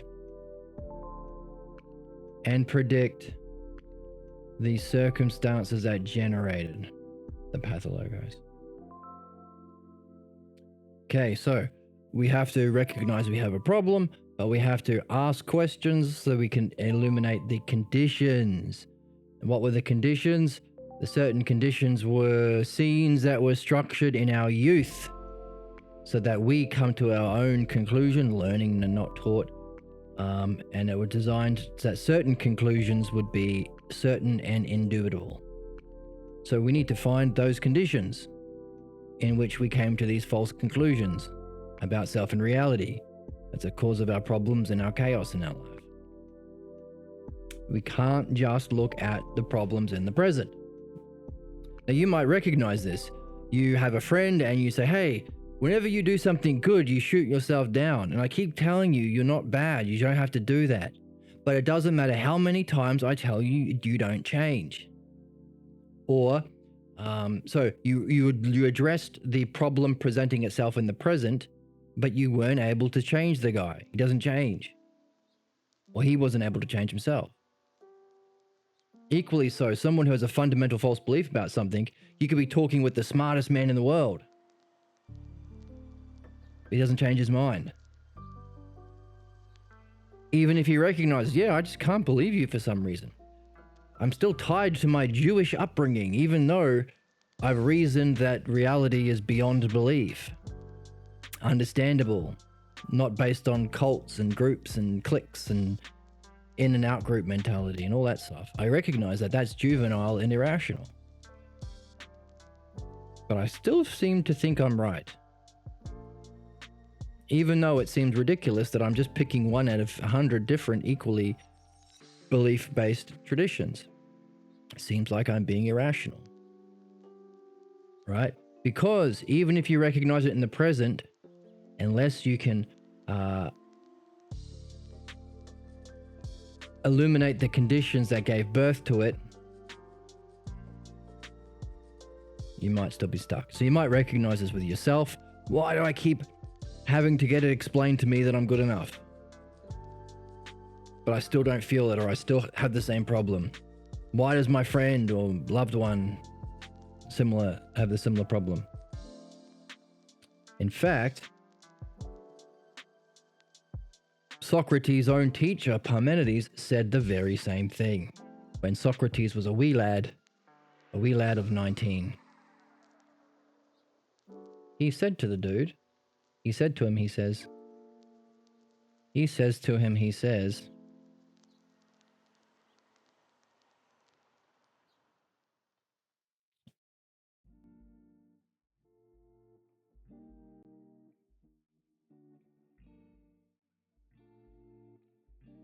looking for the blackboard so we have a black background. Here we go. The following is the greatest puzzle, young Socrates, says Parmenides. Even if following the proof through many elaborate details from one practiced and experienced and with natural talent, presumably in philosophy and the dialectic, even if following the proof through many elaborate details from one practiced and experienced and with natural talent, even then, he who contends that the idea selves, reality, are unknowable may still remain unpersuaded. If you have a fundamental false belief about the idea selves, which is the reality, being, the subject of philosophy that we seek, you will remain unpersuaded. This is the necessity that even Socrates' teacher Parmenides was recognizing, the necessity for midwifery. Asking questions designed to reveal the form and the conditions of its birth. Sometimes people say you can't remove belief with reason that wasn't formed with reason. Therefore, we need midwifery. The pathologos functions as a monad, does it just? Well, if that's the case, then let's highlight it. Pathologos functions as a monad. Wow. It manifests numerous occurrences of itself. Okay, this is good. We're going to learn more about what a monad is. It manifests numerous occurrences of itself in a variety of circumstances, as if seeing itself. What? As if seeing itself. What's the significance of that? Is there a greater monad that manifests itself many times in our physical world? And is he helping us to realize more? If that's the realm of being, if the monad is being in philosophy, then is he helping us learn about being? Why does it do it? Why does being manifest in this physical world, including having problems in pathologos? Is it seeing itself? That's an interesting hypothesis. Let's carry it with us. And maybe he says more. In learning to recognize the pathologos, we find it a simple matter to perceive its manifestations in problems. So it's simple to perceive manifestations and problems. That's good. So when we start to recognize pathologos, that might be the divisions. How does it divide up in all of your life? It's easy to see the divisions. Simple matter. Because we have problems that we recognize that stick out to us like a sore thumb, because we're in those gosh darn problems. Boo. The pathologos is generated or produced from scenes that are dramatic. Wow. Each of these scenes fit together into the drama. Okay, there are scenes and they fit together. So maybe this is the monad, or the many into the one. Within each of these scenes, there is some action,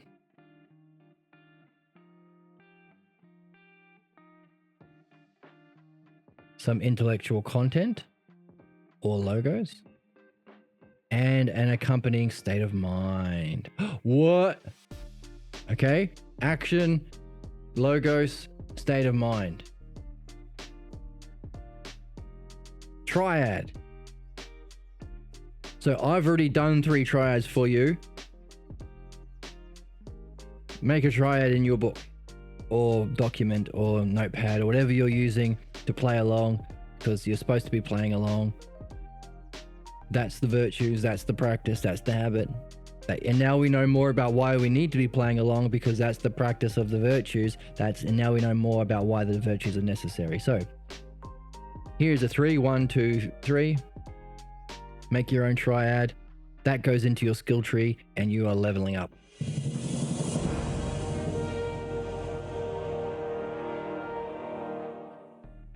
And if you're doing that, good for you.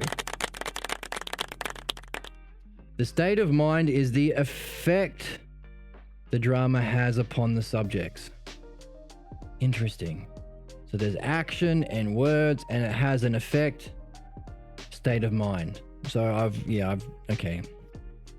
I'm doing your triad for you. You do it. Once the Pathologos is accepted,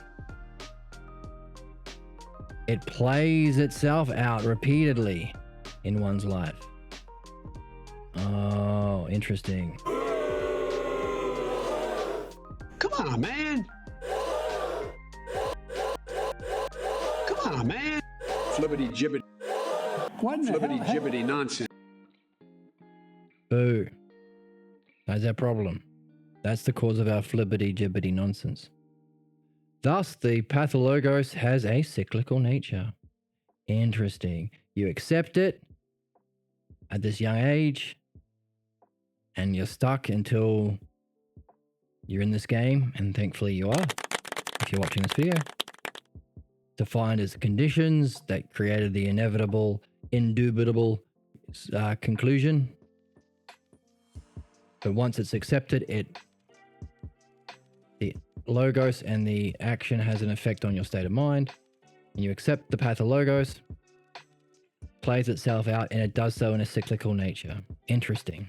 So there must be steps for it to play out in its cyclical nature. As a result, once we become familiar with these cycles, we can anticipate and understand why they have such intensity sometimes, and why other times they don't.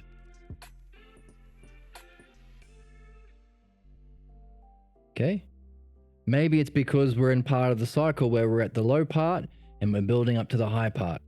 So an example of that is, you can't walk up to someone and whack them on the back of the head. That's assault. But if you start by befriending them, if you start in the low point of the cycle, you befriend them, you're nice to them, you're buddies, you hang out, and now you've gained their trust. Now you can whack them on the back of the head. Here's the high point. And it's bullying and not assault, or he'll accept it. And then you can keep playing that out, and he'll go, I'm not your friend anymore. And then you say, oh, come on, man. What in the hell? Come on, man. Come on, man. Then you low point and you're nice to him. And then you whack him on the back of the head again. And then you're low point. And then you whack him again. You whack him again. That kind of thing. That's what makes bullying different from assault. You need to have the steps in a cyclical drama.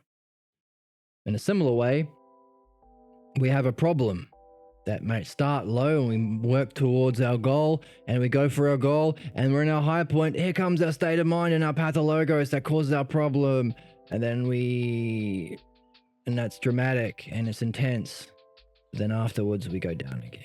We go towards another goal and meet a girl we like and we want to ask her on a date. Oh, but no, our problem comes up again. Oh, and then she says, get away from me, you creep. And then we slink back to our home. And then we go for a job we want, and it's the job we really want or something.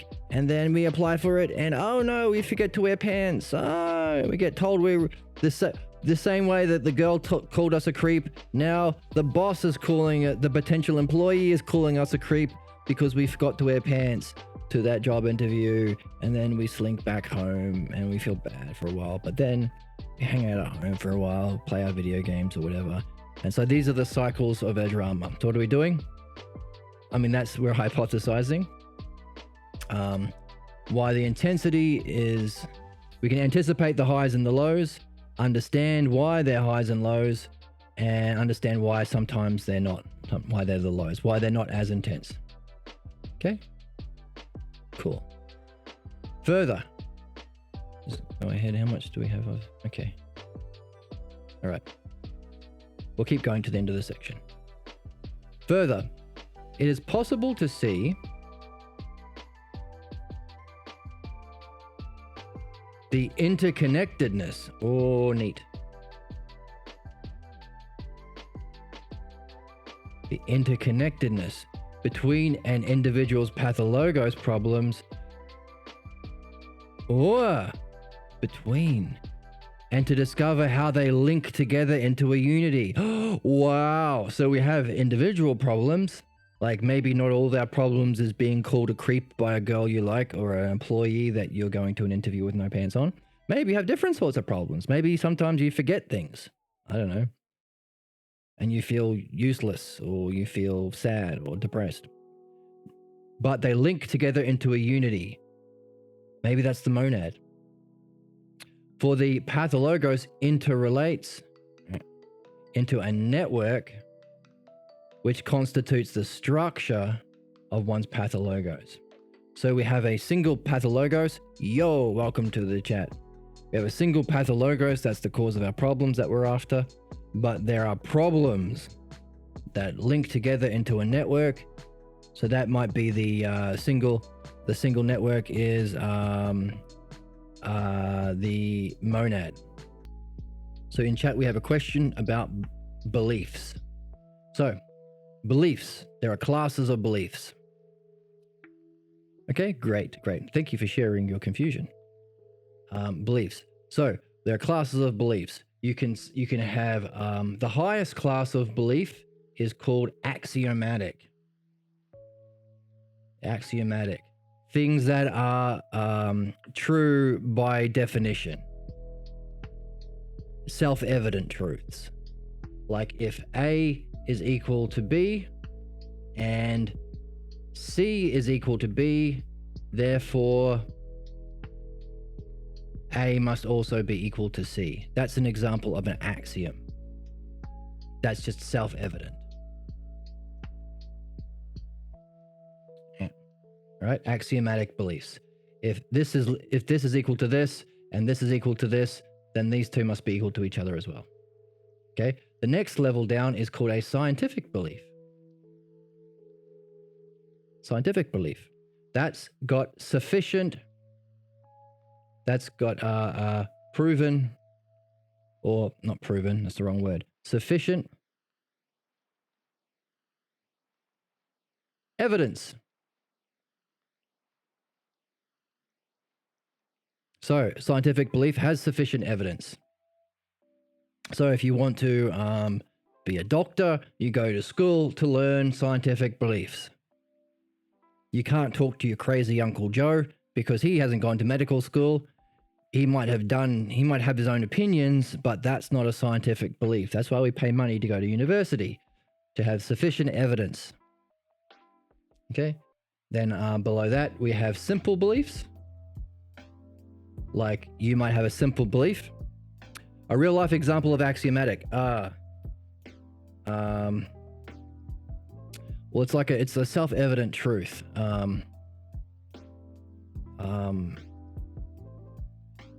4 is greater than 3, I suppose. It's a good question. Let's find examples of axiomatic beliefs. Things that are equal to the same thing are equal to each other. That's the one I'm pointing to here. But we can get some more. Let's get some more. Let's get some more axiomatic beliefs.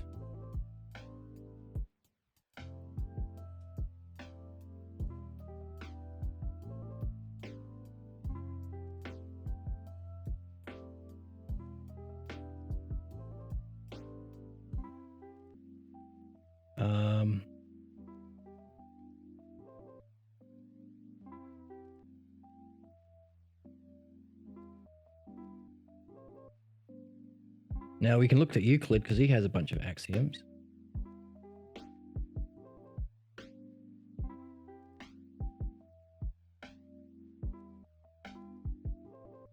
Ooh, okay, let's try Euclid. Euclid axioms. Oh, here we go. If equals be added to equals, the wholes are equal.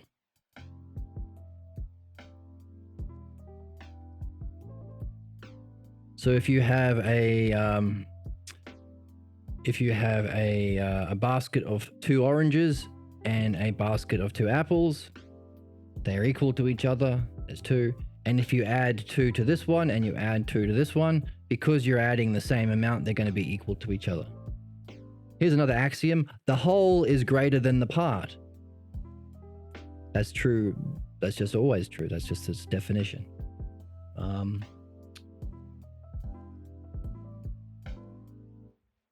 Things that coincide with one another are equal to one another. Now, that's a tricky one. I don't know what coincide means. So these are things that are just by definition true. Simple belief would be, I don't have a scientific evidence about how engines work, but I have a simple belief that has enough evidence that my car needs petrol. Evidence. So that's enough for me. I don't need to be a engineer to know I need to put petrol into my car for it to work. Okay. Then we have a supernatural belief, which cannot be proven. Mary was a virgin. Based on what? Based on shut up and just do as you're told. Cannot be proven. You can't prove it. Then why believe it? Ooh. A prejudice. A false belief. Or a prejudice.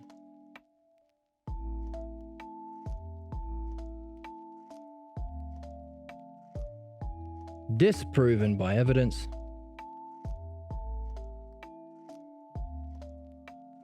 So there is enough evidence to disprove racist crap. Evidence. But if you have a prejudice, you won't care about the evidence. Now, what we are looking at in this text is a new kind of belief that we need to understand. That's the cause of our problems. It's the cause of our repeating cycles of problems. It's the cause of our blocks. It's the cause of our negative states of mind. And it's the thing that will block us from learning truth and freeing ourselves from our problems. It's also a psychic parasite that saps our energy, distracts us from our most meaningful goals. It is psychic in that it creates illusions to maintain itself.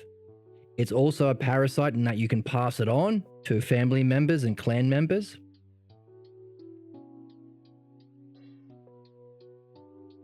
And also it is a kind of monad that's built together from a network of your problems.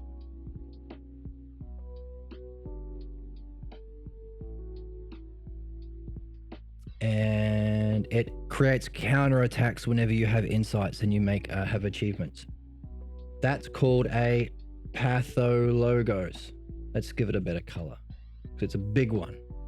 A pathologos. It's a unsuspected.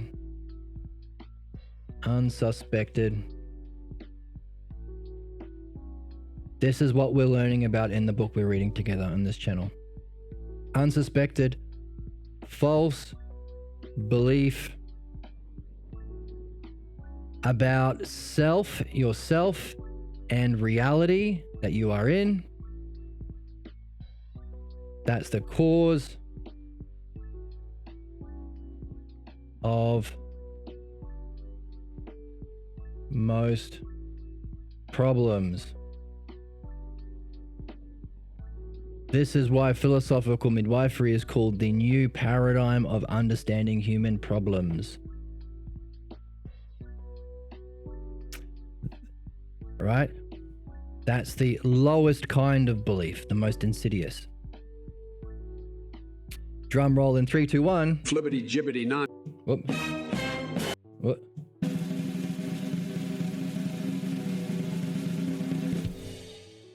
There's the drum roll. Pathologos. All right, so this is all in the realm of belief, by the way. These are unsuspecting false beliefs about self and reality that cause our problem. That's what we are here to surface in midwifery. So, religious beliefs, you could say, are a combination of these two. Oh, we got spam. Let's get rid of the spam. We know that disproven by evidence is that the earth is not 5,000 years old, just as some religions are told they must believe. And you can't prove supernatural beliefs. So therefore it's officially called an absurd belief. That's religious belief. So it's on the bottom, towards the bottom of the list. But philosophy isn't about belief. It's beyond belief. So notice that the most insidious belief is the pathologos. It's a false belief about self and reality. This is why you have to be doing midwifery, philosophical midwifery, along with philosophy. Because philosophy is, another word for philosophy is dianoia. Philosophy, so beliefs relate to, let's zoom in a bit more. Go under here. Beliefs relate to the physical world. The physical world. That's the realm of belief. So even the best kind, even scientific beliefs, you never know for certain. You can find new evidence, do new experiments. Some scientific beliefs, you go, oh, you're going crazy. Where have I lost you?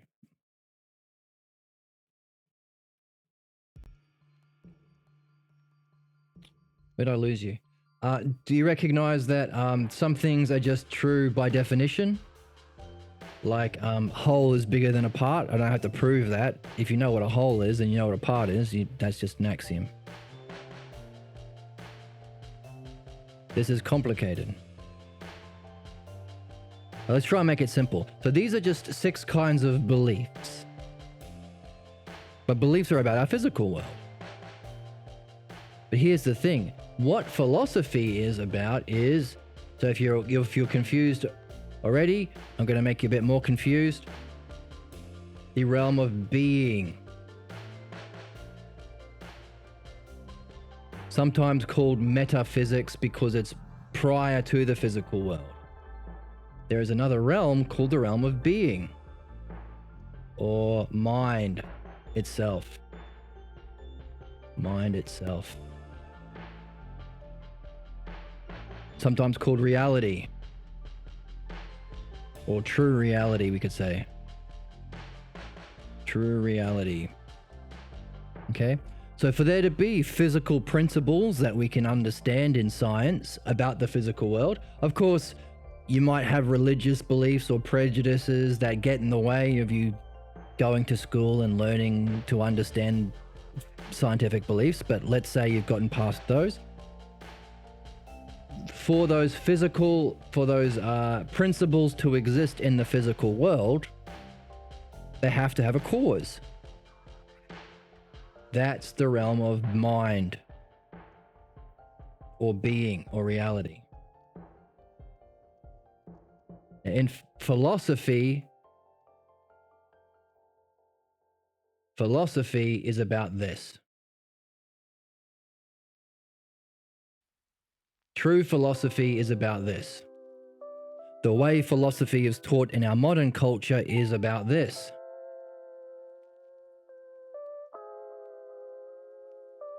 How do we that cause God?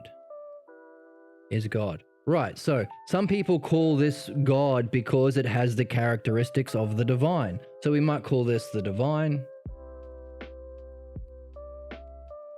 God is kind of a loaded word. It's from the word that means sacrifice, but you can call it God if you want. Divine or God. But it's important to recognize that it is your own mind. So we could call it, the Greek word is ousia. So the beliefs that we learn about the physical world, we access through our senses, like our eyes and our ears. That's how we perceive the physical world. But we have another sense, so our physical senses. So when we look at here, we can say, well, we move through these higher levels of belief through our physical senses, because our physical senses can get evidence. So if you grow up prejudices with like racist or sexist prejudices, you can use your own eyes and ears to find evidence to say that these are rubbish. When you use your own eyes and ears about the physical world and you realize, hang on a second, religious beliefs can't be proven. So where do they get these beliefs from? It's absurd to believe them. Okay? And now you're going up through the levels of belief, and then you're really careful with how you use your physical senses. Now you're in science. You're doing experiments and things. You even use your physical as, well, axioms is kind of not really physical senses, because it's a principle that you don't even need to use your physical senses for. But this is the realm of belief. Philosophy isn't about belief. You use so there's a sense called ousia, which is the eye of the soul. So here's a cyclops. That's your soul. And it's got wings to fly. So philosophy is the art of turning our consciousness away from our physical senses of the physical world to the realm of being. Where does it say religion means submitting? Religion means to be bound by a saving belief. The word God comes from the root to sacrifice. So we don't really want to use the word God when we talk about the realm of the divine, because it's such a loaded word. So we can just save it, but we can if you want to. But we want to turn our soul away from the physical senses to understand this. That's philosophy. Now that's called understanding being. That's philosophy. So the real name for philosophy is actually dianoia. We don't have a word in English that means understanding. Dianoia. That means understanding the realm of being. So we have to use a Greek word. The Greek word is dianoia, understanding the realm of being. And the technique we use to develop an understanding of being is, drumroll please,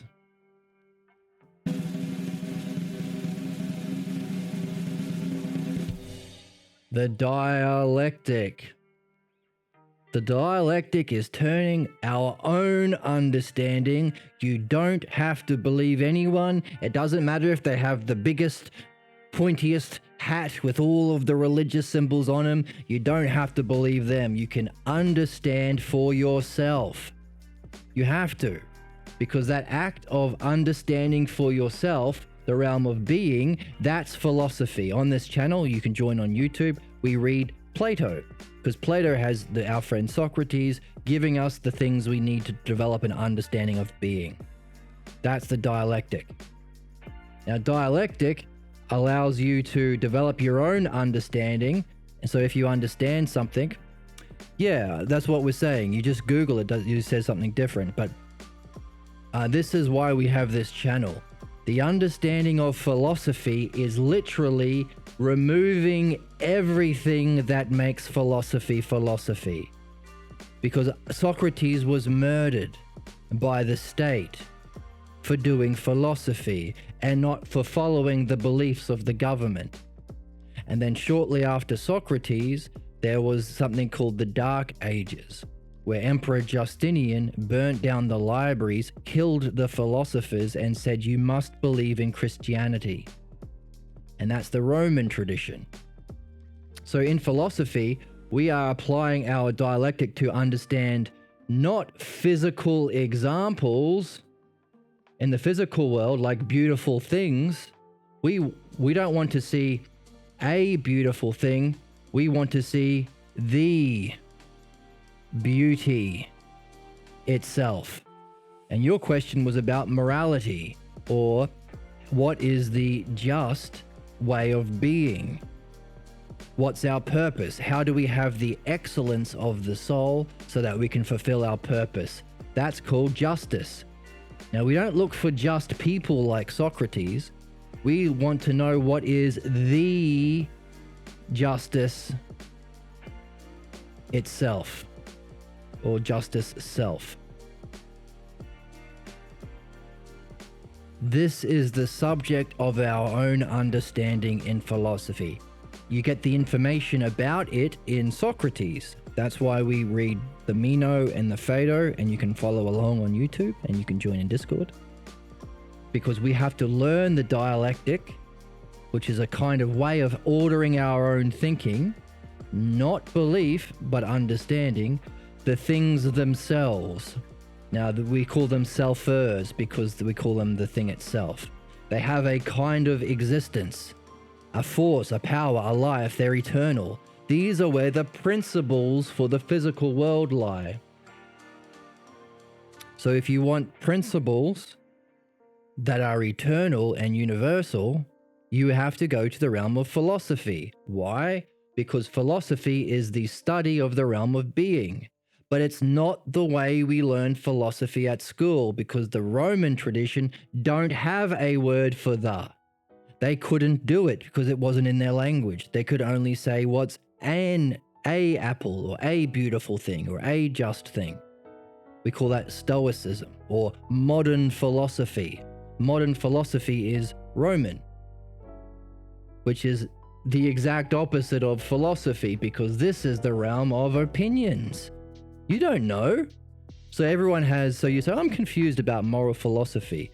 All I ever read is people debating their own stupid opinions. Kant's opinions, Hegel's opinions. He didn't know what solipsism was. He didn't know what deontological moral philosophy was. He didn't know what utilitarianism meant. All that kind of stuff. Now Socrates is saying, hey, that's the exact opposite of philosophy. So this channel is about reawakening true philosophy. To go from the physical world of our senses and opinions, where all you can do is debate because there's no standard of truth. All you can look at is a beautiful example of something, a just example of something. Yeah, so that was a funny sound drop of Tim Pool. So he's someone who is an idiot, but he uses buzzwords from modern philosophy to say, this is what makes my opinions true. I can use fancy words. Here's another sound drop. Have you read Brand at all? Have you read Nagel? What about Scanlon? Have you read Scanlon or Scruton or Edmund Burke? Have you read C.S. Lewis? Have you read The Lion, the Witch, and the Wardrobe? Have you read Immanuel Kant? So you know Flicht. What has this got to do with Bob's Burgers? Do you practice self-love in a Kantian sense? Do you masturbate to Kant? Have you seen Infinity Wars? Have you even seen Age of Ultron? So this is what we think philosophy is. Can you quote Flicht and Kant and Hegel? Why? To prove your own personal opinions, which include your false beliefs about self and reality, your pathologos. So that's why it's all about debate. But the thing about philosophy is, if there is a true nature of reality that is understandable ourselves through the dialectic, and that understanding is a springboard to something called nous, which means to directly experience it, separate yourself from the body to experience it, and you recognize it's you, that's nous. We don't have an English word for that. It's often translated as knowledge, but it's not knowledge of the physical world, it's nous. That means that everyone can play philosophy. You're a wizard, Harry. If you're curious to know for yourself the nature of truth, being, which is the cause of this world. If there are principles that are always true, 1 and 1 equals 2, that kind of thing, then they have to have an existence that's always going to be true, even if our universe blows up. So 1 and 1 will still equal true. 1 and 1 will still equal 2. So we want to go beyond opinions and belief, even prejudices, even religious beliefs, even simple beliefs, even scientific beliefs, even axiomatic beliefs, to develop our own understanding or dianoia of the realm of being. That's lots of fun. That's the game of dialectic. We verify for ourselves in our own direct experience the things that we are understanding. What is beauty itself? What is justice? Or you might call it moral philosophy, or what is the way we should be living? You can actually experience it. That's called nous. And if you get there, not through meditation or drugs or something, but through the dialectic, not only do you experience it, you have understanding in your back pocket to make sense of it. And then when you come back into your physical body, you can use it. And you can do the dialectic here too. So you can use it, keep your eye fixed on the realm of being while you talk to others using the art of dialectic. Now, this is often called the spiritual experience because it's the realm of your soul experiences it, or your spirit. So all the various different spiritual experiences are usually aspects of this at different depths. So philosophy is an understanding tradition, but also a spiritual tradition.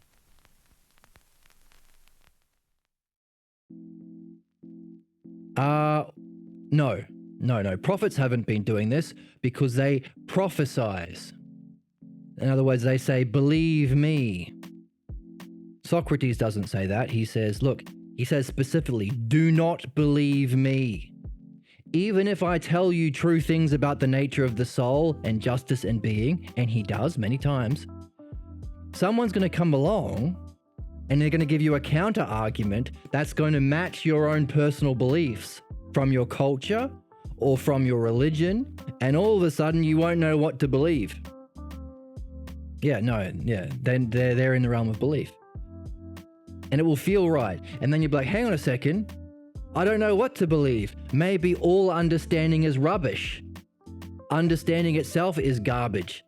Because I was believing Socrates and he uses understanding, but now this other guy pushed my buttons. He knows that I grew up Christian, so he uses a Christian belief, and it just feels true. So you can't stay at the level of belief. Imagine you want to become a master mechanic. You have to start by trusting, having a reason to trust the guy that you are an apprentice of. So is there evidence to show that this guy actually himself understands how to fix a car engine? Has he experienced it? Has he fixed many car engines? Then you have to learn from him. That's why we read Socrates. Okay? But if you're an apprentice and your master says, oh, by the way, just believe me, you would be shocked. If you said, can you explain why the gasket goes here? Oh, no, just believe me. Can you ever become a mechanic?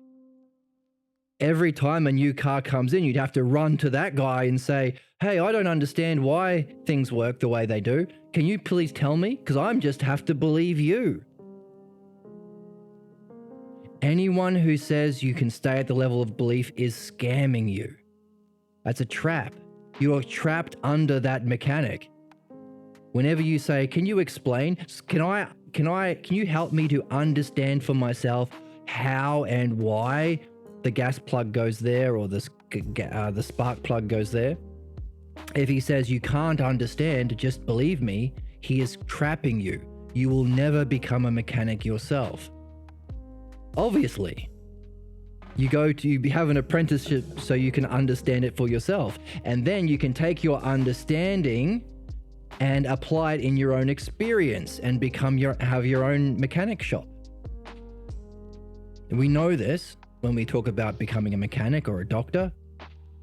People who say, just believe me, and they aren't giving you the material to develop your own understanding, like Socrates, is a con artist.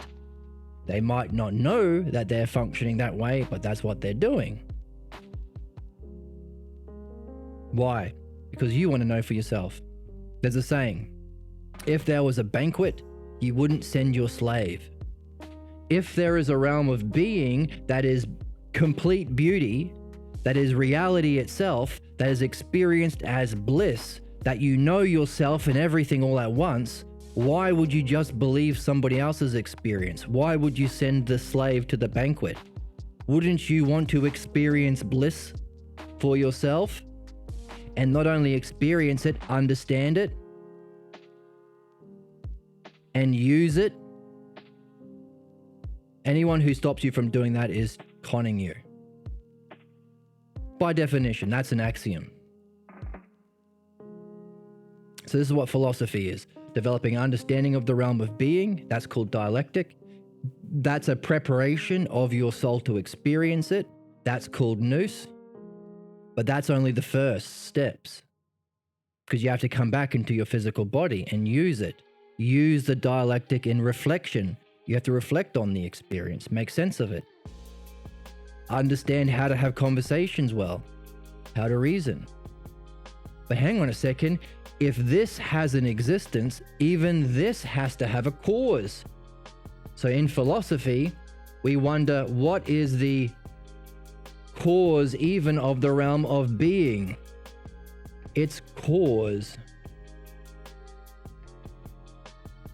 What's beyond even the ultimate experience of enlightenment? What's beyond understanding itself? That's called the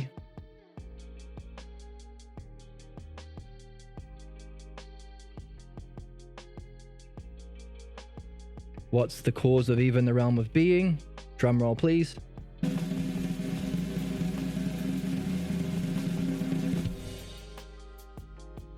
That's called the one self, or sometimes called the good self.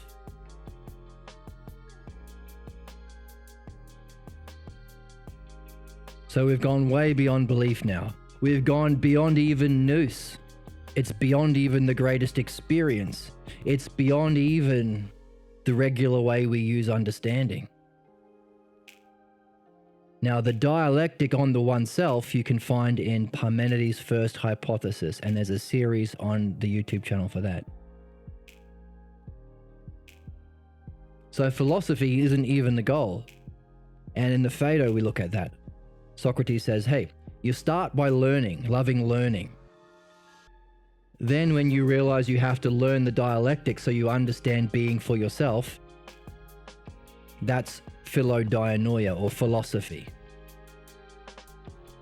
But after you've been, he calls it initiated, you've actually experienced it yourself. By the way, if you experience and understand something, do you have to believe anyone else? After you've had that experience, you want to integrate it, understand it, and go beyond it. That's called philophronesis. So philosophy is only an in-between step between learning and phronesis. And all of this you can do for yourself. All of this you can do on the channel with us, and you can join the Discord. There's lots of free videos, and you can ask questions and explore together. It's lots of fun. It's the greatest game in town. And you can ask questions. What does it mean to be just? And by the way, if you are making this journey from belief and opinion to understanding and dianoia through the dialectic to experiencing it for yourself, nous, and then going beyond even enlightenment to the cause of that, the self, you, because even in the experience of enlightenment, you have to say, well, something's having this experience of everything all at once, of eternity, that's immortal and will never change. What's having that experience? In other words, you've practiced asking questions. So people in the realm of faith or belief, they say, don't ask questions, just shut up and worship me as a prophet or a whatever, preacher or imam or priest. But we are training ourselves to ask questions in the best possible way. That's the dialectic. So that even in the experience of pure bliss of ultimate reality, we have a practice and a habit and a fun game of asking questions. So we're not overwhelmed by the experience of pure beauty and pure bliss, that we can even ask a question about who's having that experience, because we're practiced at asking questions. Because that was our method of getting there. That was our spiritual yoga. Yoga means a method to join. So we can go even beyond that to the self. Now, at every stage of that journey, there is a pathologos, false belief. So if we are learning the truth about reality and the truth about ourselves, and we're using understanding to get there, all of these things threaten the false belief about reality, the false belief about ourselves, and the false belief that understanding is inadequate and you just have to believe mum and dad or the priest or the teacher or something, the bad mechanic. There is something that undermines understanding because it's a threat to the false beliefs about self and reality. That's called the pathologos. So this is our quest. This is the human quest. Everyone who has the ability to partake in reason and reflection, this is their purpose. So we call it the destiny of man. Everyone has a self. Everyone is here to know the self. But everyone also, and we've forgotten, so we could say we have to remember, but everyone has also been born into a family where you develop a pathologos, a sick belief about reality, a sick belief about the self, being inadequate, bad, and ununderstandable. And you don't know you have it. You weren't taught it, you learnt it unsuspectedly when you were very young. So at every stage of this development, you have what we call blocks. Here and no further. You can understand things of the physical world, but that's it. Okay, you can understand something about this world, but you can't get a dialectic about it. You just have to believe Socrates. Okay, you can develop a dialectic about it, but you can't experience it in nous.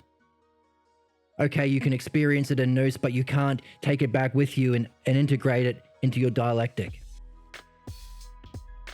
Every stage of that development, there is a counterattack and a block from your pathologos. Because the false idea about self and reality is inconsistent, incompatible with the truth. That keeps you tied to beliefs. Beliefs come from what? You can't get supernatural or religious beliefs from reason, as we saw above. Religious beliefs can't be proven or are already disproven. So where do you get it? From your family. The same place we get our unsuspected false belief about self and reality that are cause of the problems. So you have to be doing two things.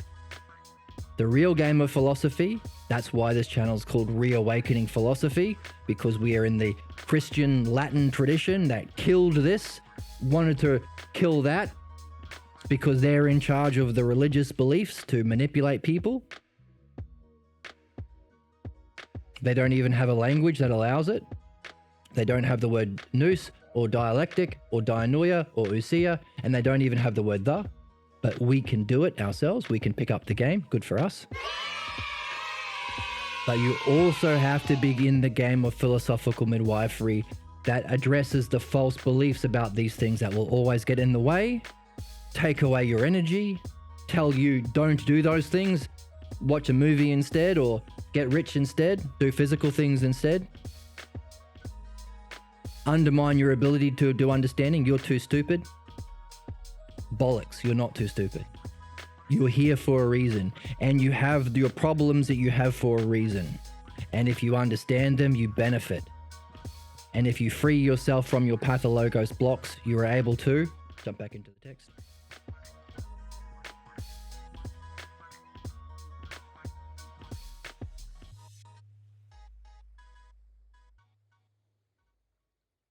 It is entirely possible to verify for yourself that you are part of a caring and understandable, knowable universe. It's a kind of proof. It's a way of understanding that's based on a realization that our mind constantly communicates with us and for our benefits. In all these possible ways. Okay? And we realize that the problems we have, we should have. And the solution to our Pathologos problems are in our highest interest. And when we get freedom from them, we're able to function at a more personally significant level of existence. What's a more personally significant level of existence? This. Knowing yourself, understanding reality, knowing reality, mastering the dialectic. All of the things you couldn't go through the process of learning if you didn't have forgotten. And not only that, what we are learning in this series on philosophical midwifery is applying the very same dialectic in the tradition of Socrates and Plato that we use for these things. We're applying it not to the truth, but to the false. We are applying the very same structure of understanding the dialectic to our Pathologos. So it's necessary in anything you do, because anything you do is going to have Pathologos blocks. False beliefs. So we could say this is the logos, the journey of the logos. And the Pathologos means the sick logos or false beliefs. So we're going back to a Platonic tradition, having improved it by adding philosophical midwifery, which is the same. So normally our dialectic isn't used in the realm of belief. That's the realm of science. But we do apply it to these because self and reality. That's what we put the dialectic to. So, join the game. I'm looking for someone to share in an adventure. You're a wizard, Harry. Okay, so hopefully I've made you even more confused and I haven't given you any answers, because that's the game.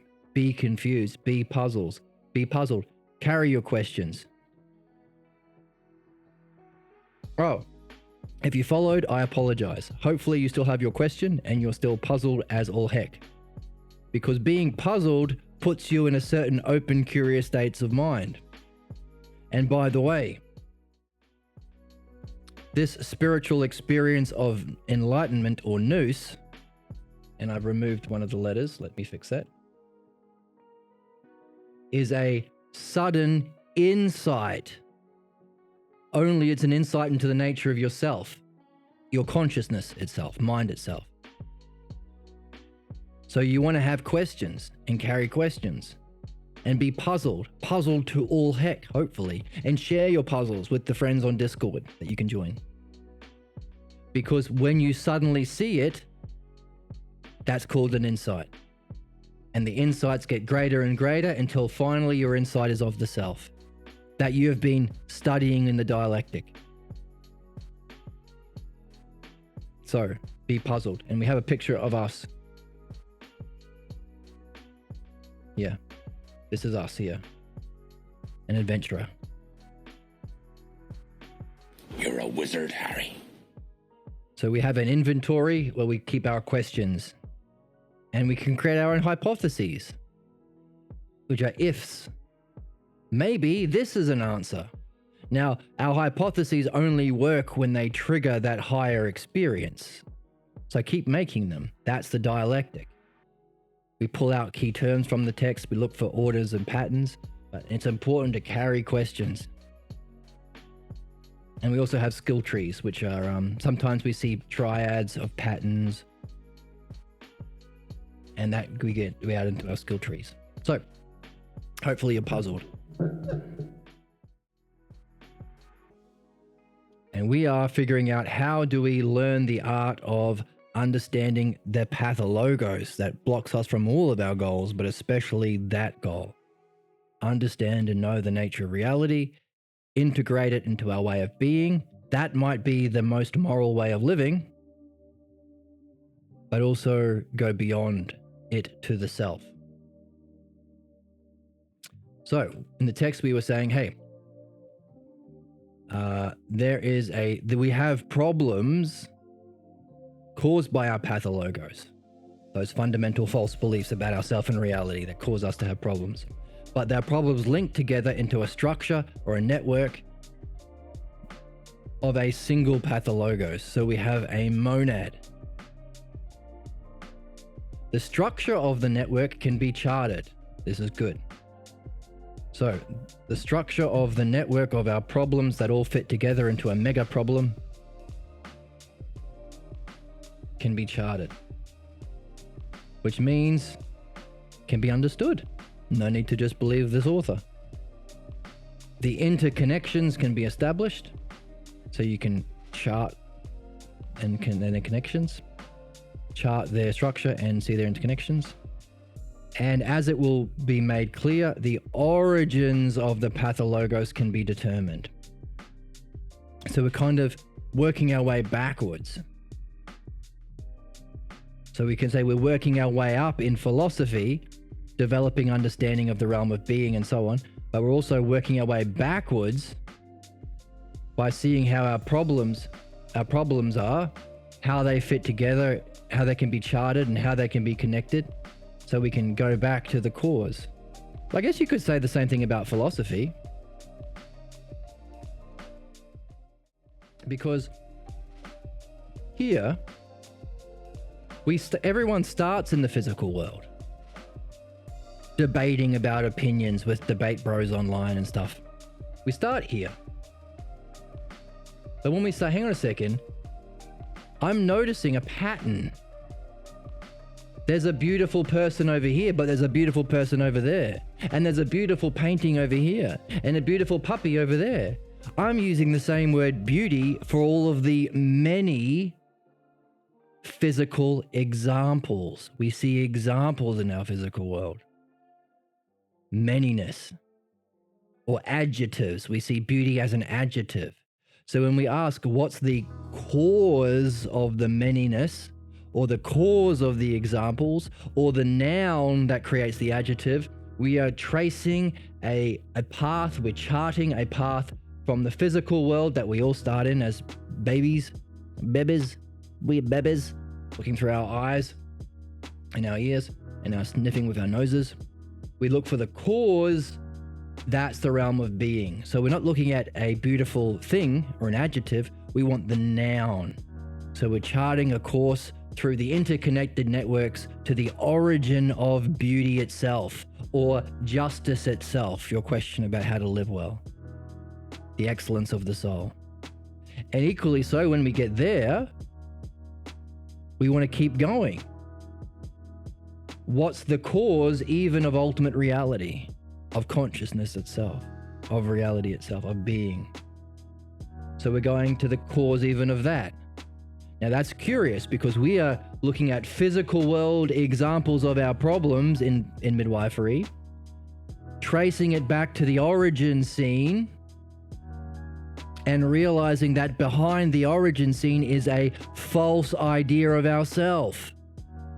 So we're doing the exact same thing we do in philosophy, only we're doing it to what's not true. So we're not looking at beautiful things, we're looking at problems. Tracing it back to the monad. The monad is another word for being. The oneness, because monad means oneness. You experience being as a pure oneness. Not a one, because it has lots of qualities. It's beautiful, it's just, it's real, it's eternal. So it's a oneness, a monad. But even behind that, there's a cause, the self. So in midwifery, we're doing the same thing, only what's false. Now, we recognize that as the dialectic. Because the dialectic has 8 categories. It's the if. So all of our if things that we carry in our hypothesis act. If beauty exists in being, you have 4 categories. Definition, what can you say about it? How does it function? Demonstration. How does it divide up? Division. And from those divisions, what can you conclude about it? So 4 categories that we're learning in the dialectic. But also, we're not completely understanding the dialectic if we're not also doing what it isn't. So we have to have, as a human being, the conditions for figuring out what beauty and justice is. So we have to forget being and truth. But also, we have to have the conditions to figure out the dialectic applied to what isn't true. That's the pathologos. If beauty does not exist, if the self does not exist, if understanding does not exist. So by doing philosophy and midwifery, we are mastering the art of the dialectic. Wow.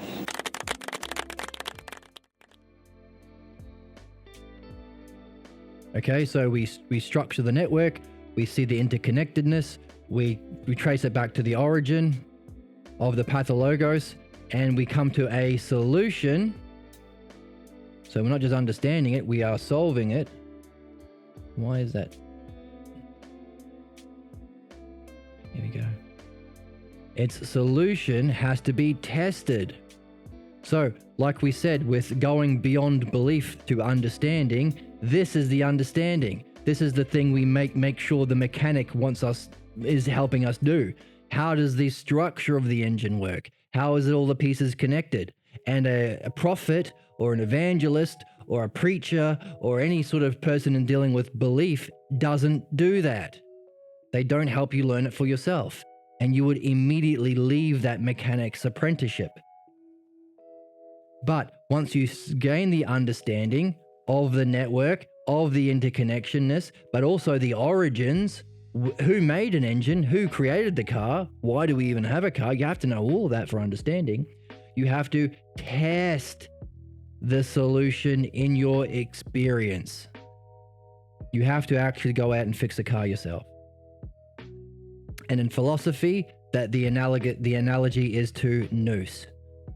All of the understanding we have about beauty itself, justice itself, reality itself, that we gain through the structure and the interconnectedness that we say is the dialectic. This is the model for charting the interconnectedness and structure, the dialectic. We have to test it in our experience. That's called nous. It's not the experience of fixing a car, it's the experience of being itself.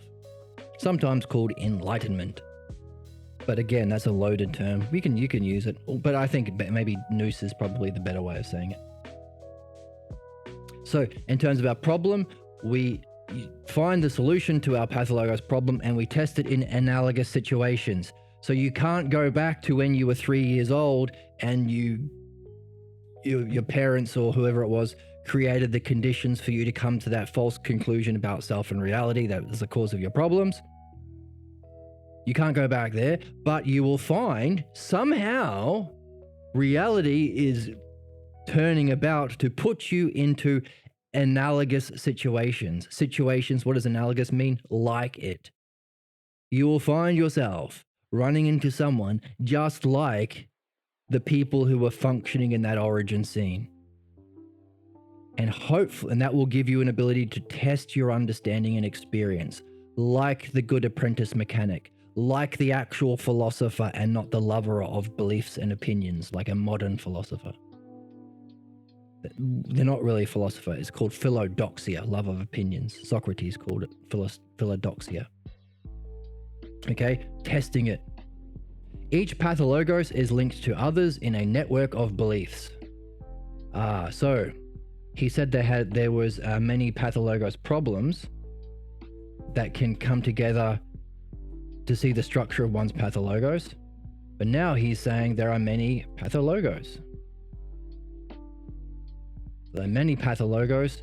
Each pathologos are linked to others in a network of beliefs. And they connect with one another. Like, here's a good analogy.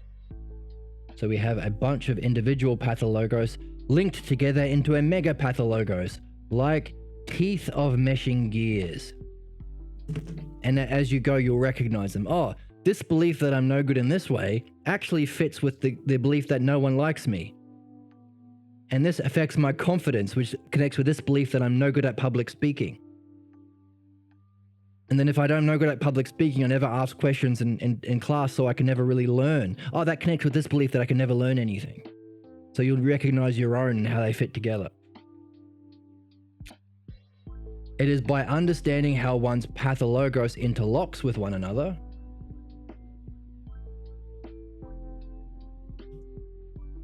so we're understanding, again, not in the realm of belief or faith or Kantian or Hegelian or anything like that. We're in the realm of understanding, so good for us. Understanding how one pathologos interlocks with another, that we can learn the nature of their mutual connections.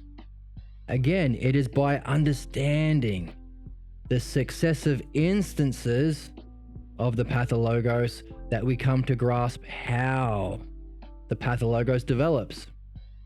So we will have problems, and you'll have successive instances of your problems, and you'll see how they fit together.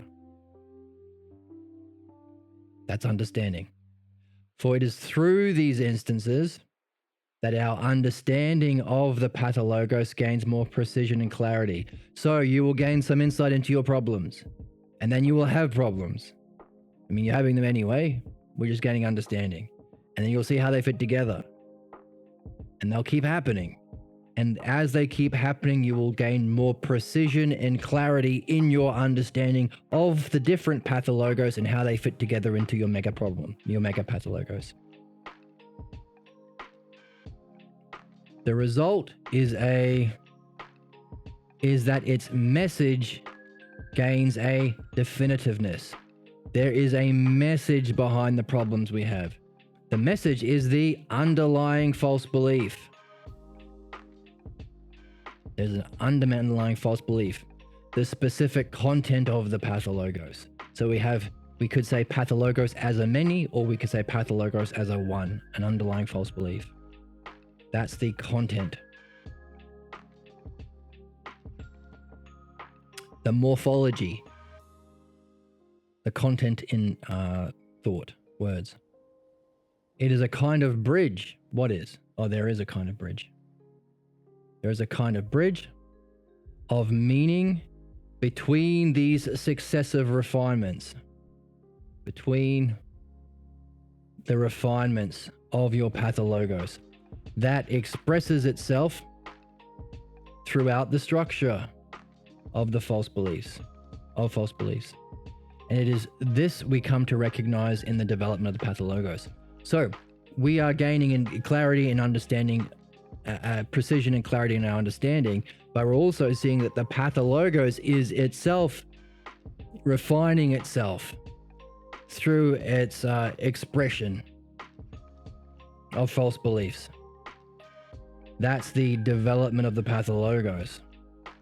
So you'll come to a false belief about yourself, you'll have problems and more problems, and they'll fit together, and you'll keep having them, and they'll refine it. So as you go old, so that old adage that, hey, I'm wise because I'm older. No, it's the opposite. You've become more refined and specific in your pathologos because its successive instances has refined your the expression of your false beliefs That's the development of your pathologos. This is important because we were saying that this isn't about what family you're born into, what religion you happen to subscribe to, or what school you learned philosophy in. Everyone is in this game. Everyone is doing this. Whether you like it or not, your life is a dialectic expressing and refining your pathologos, making you more sick. Just as philosophy is a relationship where you do dialectic on being and justice and you keep doing it, and you learn a new text and you read the text again and you talk with your friends, you are refining your understanding of truth through the expressions and the successive expressions through time, through being alive, through being a philosopher as a living being. So again, here's another possible hypothesis for your question. What is it what does it mean to live a moral life? This, philosophy. Develop dialectic successively to see how all of the different aspects of being fit together. You are getting precision and clarity by seeing how your dialectic of beauty fits with your dialectic of justice, with your dialectic of infinity, and so on. That's the development of the logos. So that could be, Socrates would say that's our purpose. That's what we're here to do. And that's the Phaedo, by the way. Jump into the Phaedo. Equally so, not many people in the game. That's why we have this channel. There aren't a lot of people doing that game that Socrates says we're supposed to be doing, but we are doing a similar thing, but not on the material of Socrates, the logos. We're doing it on our pathologos that we didn't get from a Socrates. We got it from our Ma and Pa, or our family or tribe. In other words, we are doing a successive refinement and the development of our pathologos that we should be doing for the logos. It's like a usurper of the throne. We have everything we need to develop as a philosopher, only it's been stolen by the pathologos. So we're all doing this anyway. You might notice as people get older, they get more entrenched in their ignorance and their problems. You start to see it manifest in the lines in their face, in their physical illnesses. They carry themselves a certain way. You're just refining your pathologos as you age. Whether you like it or not, because you're a human. Therefore, every human being needs to be in the game of philosophical midwifery. It's like every single person has to see a dentist because we all have teeth. Thumbs up. So too, everyone needs to be doing this because we all have pathologos.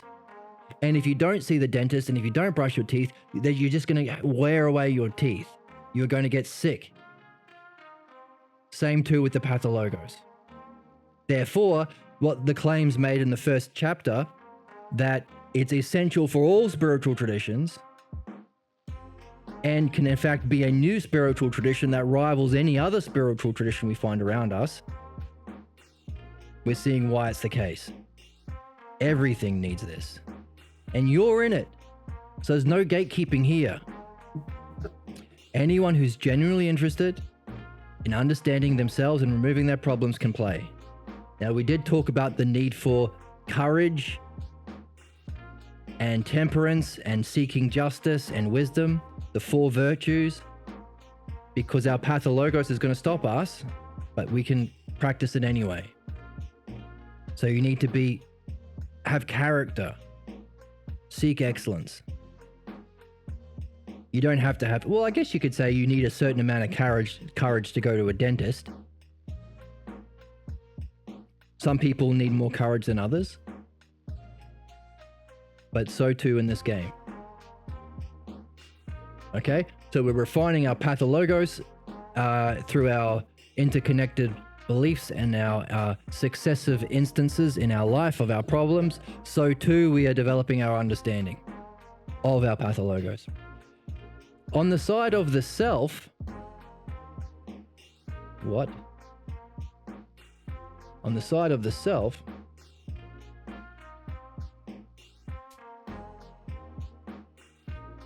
it is this shaping of the pathologos through successive refinements that forms the basic image of the self. So that's what we're doing. This is our image of ourselves. Some call it ego. Again, another loaded word. I wouldn't use it. Basic image of the self. It becomes the mask or our persona, our characteristic way we have of relating to ourselves in the world. This thing that you think you are, you ain't. And we can see like children, babies, and they are more open and free, and they're not as entrenched. And then people get more set in their ways. Know me, know my ways. I'm just always like that. Take me or leave it. Take it or leave it. Closed-minded. So right-wingers and Republicans and stuff, conservatives, they appeal to the elderly. They're more closed-minded. And this isn't an opinion. There are studies showing that conservatives and the older people as they get older get more conservative, and another word for that is more closed-minded, more set in your ways. So at the time of recording, Donald Trump has been saying, he's been using the same old racist nonsense to appeal to the old, scared, closed-minded racists in a debate with Kamala Harris. He said, oh, the black people are eating your cats and dogs. The same sort of racist hate and fear-mongering that was used forever, hundreds of years ago, thousands of years ago. Nothing changes for right-wingers, conservatives. So equally so, we're getting more entrenched in our way of being, our way of relating to people, the mask of the persona. So it means we have to have the courage to give it up, to be our free, true selves, to upgrade, to level up to our highest, truest, realist form. Means dropping these masks as we go. Understanding the interrelationship between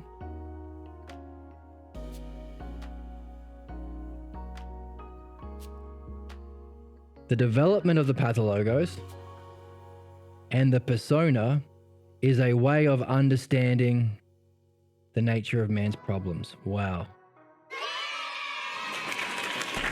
Wow.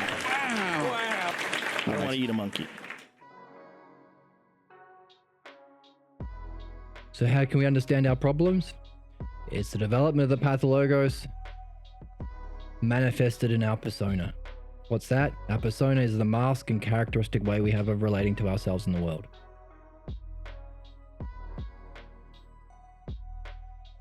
Cool. Further. Surfacing the pathologos, understanding how it's maintained, and understanding how it's resolved must include learning the nature of the counterattack against its removal. There we go.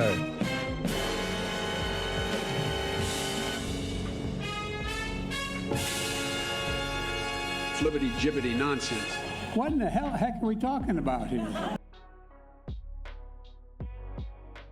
Understanding how it's maintained, understanding how it's resolved, also understanding the counterattack. This is the big one.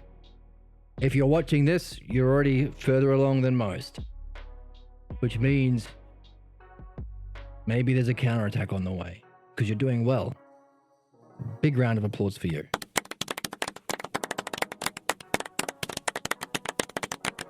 Counterattack against its removal. One of the key functions One of the key functions of the pathologos is its power to undermine the conclusions that are reached in the philosophical midwifery sessions. So there are sessions this is our first introduction to the idea of a session. So we have a session where we go through these questions that surface the conditions. We'll trace our way back through the manifestations of our problems in our everyday present life, through questions and answers, tracing it back to the origin scene, where we can see the conditions that made it kind of inevitable or that make it almost indubitable that we come to certain conclusions ourselves about ourselves and reality, that manifest through all of our instances of our problems, many different problems in our life that are interconnected like gears of a machine. that refine our self-image that manifests as our persona or mask, keeping us stuck in our problems. So it seems like there may be a fundamental false belief about ourselves. I'm not sure yet if he says that there's a monad. So we have individual false beliefs about ourselves, maybe. But also there might be a key one behind all of it. I think so. I'm not certain it's been made clear. But there is a fundamental basic image of ourselves.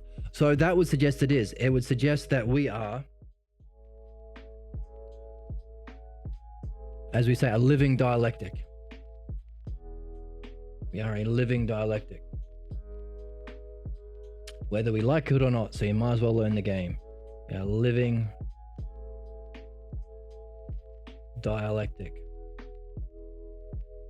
So we are, through our life, refining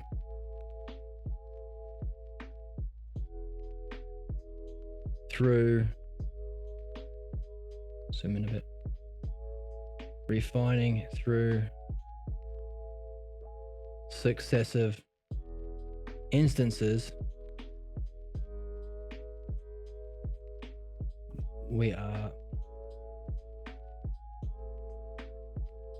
our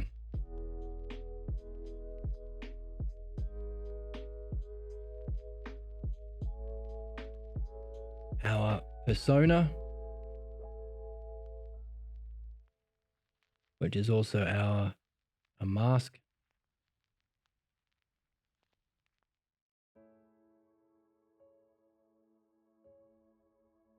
our persona and our mask. But we also, that's our basic image of ourselves. So it sounds like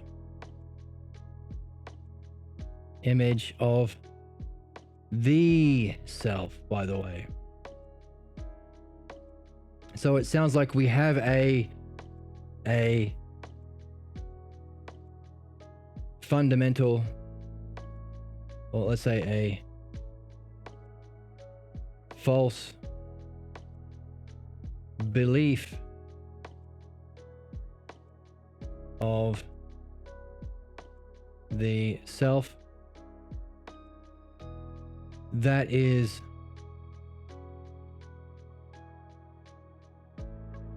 through life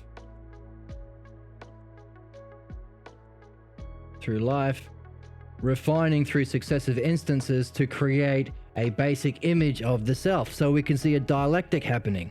Why? Because the dialectic starts with a definition, self itself, definition. That's the false belief of the self. Next is, how does it demonstrate? We said there was an action. In the origin scene, there was an action. There was content or logos to create the state of mind. Okay, how does it divide? Division. So that's self to others. How do you relate to others? For a state of mind. Others to others. That's the division. That's our many problems. Our successive instances.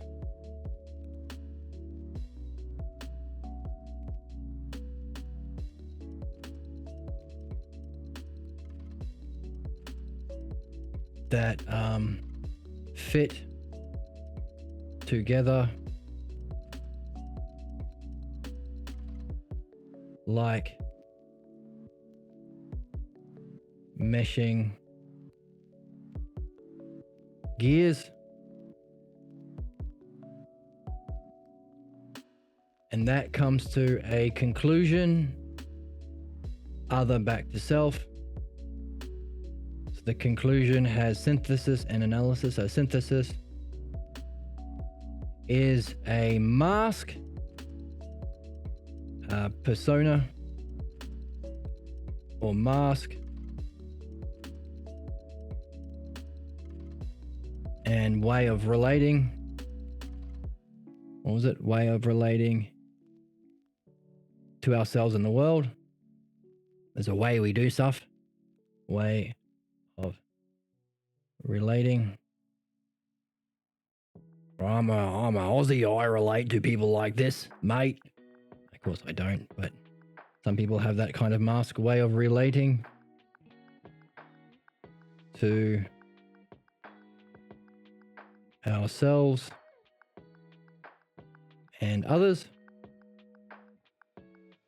And the second part of synthesis is analysis, which is the, okay, so for those learning the dialectic, two ideas, self and other.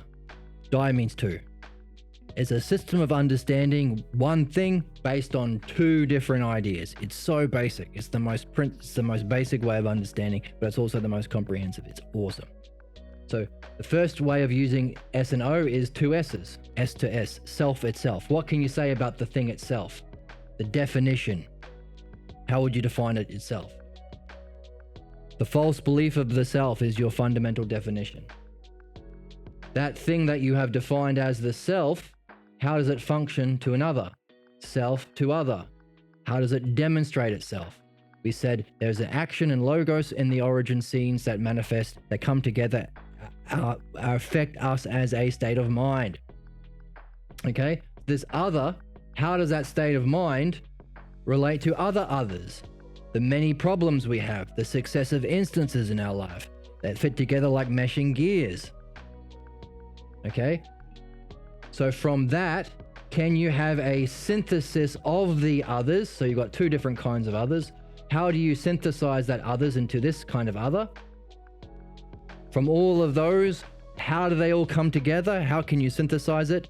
All of these successive instances playing out through your life. We are all a living dialectic, so we all should be in this game, should be taught from day one at kindergarten, every day at school before morning tea. We should be doing philosophical midwifery because it's like seeing a dentist. We should be brushing our teeth every day. We should be doing this every day because we're doing it anyway. We have teeth that are decaying. We have this. We're doing this. This is what we're doing. So how does all of these successive problems and instances that are fit together in our life come together? It comes together as a persona, a mask, a way of relating to the world. Now this sometimes for some people, they get attached to it and they don't want to give it up, so they don't have courage. Vice. So the question in the chat from Rowdy, moral philosophy. Is there an objective moral philosophy? We've already come up with about 4 different ways of answering that question. Here's a new one. Put this into your if sack, your hypothesis sack in the inventory. The objective moral philosophy is to be doing this at all times because objectively all people are playing this game whether they like it or not. So if the moral way of living would be doing philosophical midwifery as much as possible, if not at all times, and teaching it at school and at work, whatever you have power, at your house. That is objectively moral. It's like saying you have to go to the doctor. If you don't take your children to the doctor, you'll be put in prison for child neglect. It's an objective thing you must be doing. And if we are all doing this, then moral philosophy that's objective, you don't even need to come up with the idea of being told by a prophet or by a priest or by a holy book or even by God. We have figured out that an objective moral philosophy is doing philosophical midwifery for all people, all the time, or whenever we can. Before lunch every day at school. That's an objectively moral right thing to do. Okay? So, and also objectively moral to have courage to let go of what might be a mask that you have been perfecting over how many years you've been alive. A way of relating to yourself. Give it up because it's false and it's harmful. We've already talked about how the Pathologos is a sickness, a parasite, because it also transmits itself to others. It's morally wrong to pass on the pathologos if you knew you were doing it. So you have to, it's morally right to give up your persona and way of relating to each other, even if it's a cool way of doing it, bro. I don't know if that's how you talk. I tried to think of one, but I'm sure you can pick. People have different ways of being. Often they learn it from their little group circles. Valley Girl has a different way of talking than skater guys. I don't know.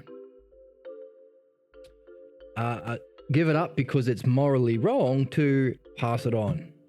Pass on the psychic parasite. Okay, so there's a couple more hypotheses you can take with you on what's an objective moral philosophy. Thumbs up that you don't need belief and religion to have. Okay, so that's synthesis. All of these things synthesized together into a mask or a persona. Now, how does that relate to definition? That's analysis. There are two parts to the last section of the dialectic. Other back to self.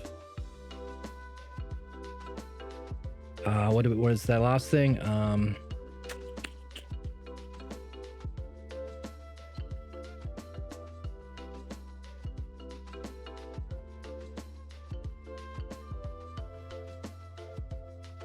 Basic image of the self.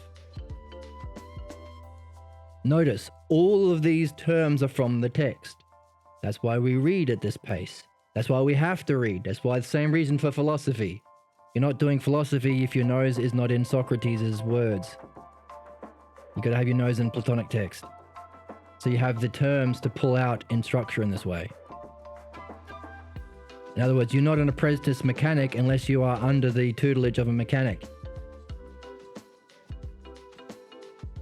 And who's the mechanic of philosophy? Socrates. Is that an opinion? Nope. Oh, but isn't it mean to say that Socrates is a philosopher and Kant and Hegel isn't? Nope, it's the truth. It would be mean to pretend that they were right when they're wrong. Because how are you going to help them? And they should be honest about where they are and where they're stuck. Again, objectively moral to not lie about people being as wise as Socrates when they're not. It's another idea for moral for our friend Rowdy in chat. A basic image of the self. So what? Well,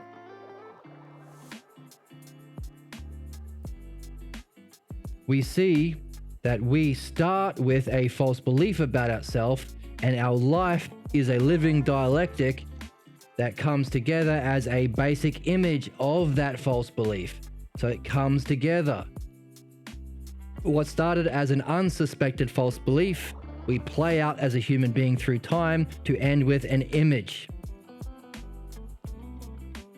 So our question was, is there a single pathologos false belief about the self behind our many pathologos problems that fit together as meshing gears? Well, do you come to a single basic image of yourself? Or multiple personality disorder? No, a single. So therefore, that would help us answer the question we had. It seems likely... I don't want to eat a monkey. I don't want to eat a I don't monkey. want to eat a monkey. But what I do want to do is... eat a monkey. Not eat a monkey, but have a question. Is there a single pathologos behind it all? Wasn't clear in the text. But because we're doing it, we're playing the game, we're doing the dialectic as much as we can. There's another idea for what's morally just. Doing the dialectic as much as you can. We have discovered a possible answer, but it's just a theory. But hey, that's just a theory. Yes. Why? Because we can see that we play out leading to a single basic image of ourself. That has to be because the dialectic flows down, self to self to another, other to another, other back to self. It flows and it returns.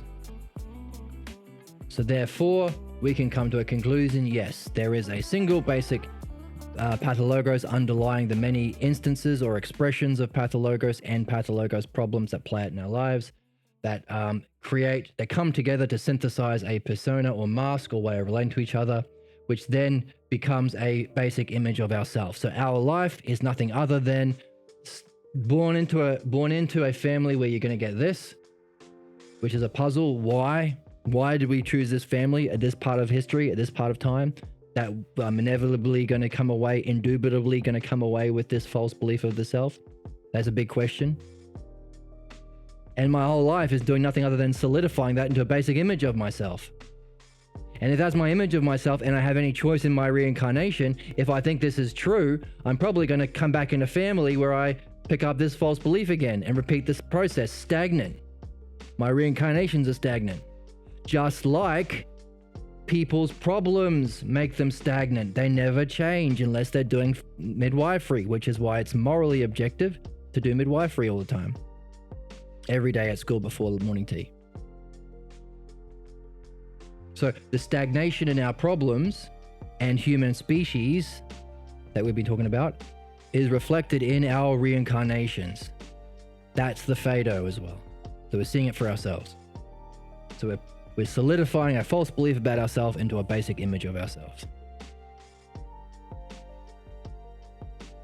So we can say that we have an unsuspected false belief and a image of the self. That's not you. It's not you. Of course it's not you. We were just talking about how our real mind is in reality, in being. And I never hear people talk about that at school or on TV or down at the pub. And even this isn't really the self. Don't get attached to this. This is a famous problem. You experienced reality itself. What a tragedy for you. What? It's a tragedy if you think that is you. And a lot of people have this experience and they go, oh my God, I can't believe I thought I was this physical thing. A pathologos, really. Or my physical thing or this pathologos. Really, I'm this. Because the experience of reality itself is, oh my God, it's me. It's always been that way.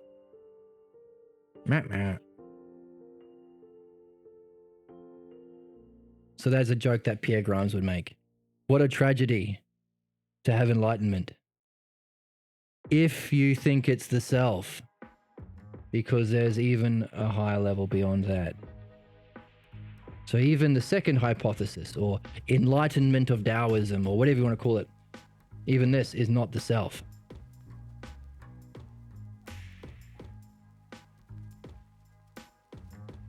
So what? Well,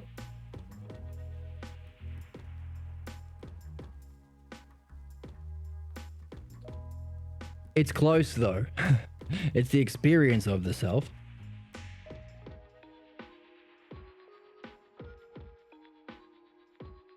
So of course your image of yourself isn't you if it doesn't include this. But even if it does include this, it's not really you either. So if that's your image of yourself, you're not in the ball either. It's this, which is beyond images, by the way, beyond belief. So that's the puzzle of the first hypothesis of Parmenides. So what? Okay, so this is an image using the dialectic. 1, 2, 3, 4.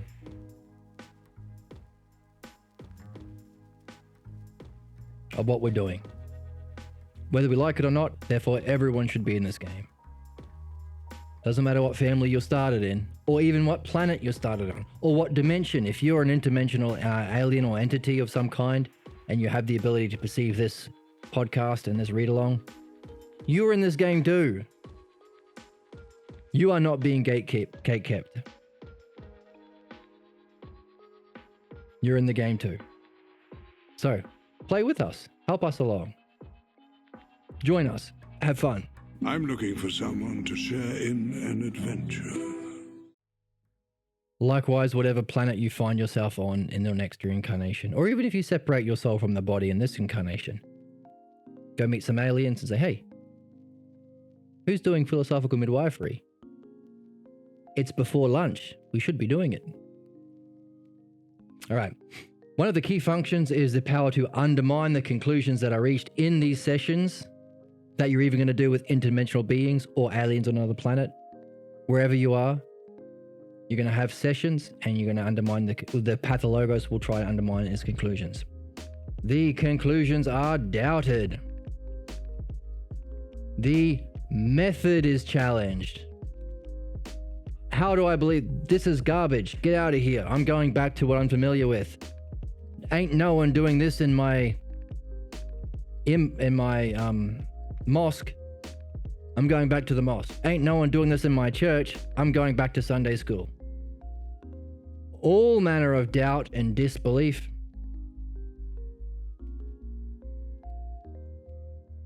So the conclusions are doubted. The method is challenged. All manner of doubt and disbelief flood the mind of the subject. You. And I've been doing this for 20 years and I have seen it happen lots. People will have success and they're in the game and all of a sudden they're like, I disagree fundamentally with philosophical midwifery. Like, what? You're like 20 years old. What are you doing? You're disagreeing with all this? Have you mastered the book? Pierre's like 80 years old and he's been doing it for like 60 years or 50 years or whatever. No, I know better. How can you be so confident, kid? I've got the support of all of my Jewish friends. I've got the support of all of my Catholic friends. My parents are giving me subtle clues that so long as I challenge this thing that threatens their way of being, they're going to love me more. The supporting networks. Anyway, seen it lots. So take care to be aware of it. Each of these must be examined. Purple. Each must be examined because they fit together into what we call the defense of the Pathologos, which is experienced by the subject as a kind of loyalty. So what I just said then, wasn't that a coincidence?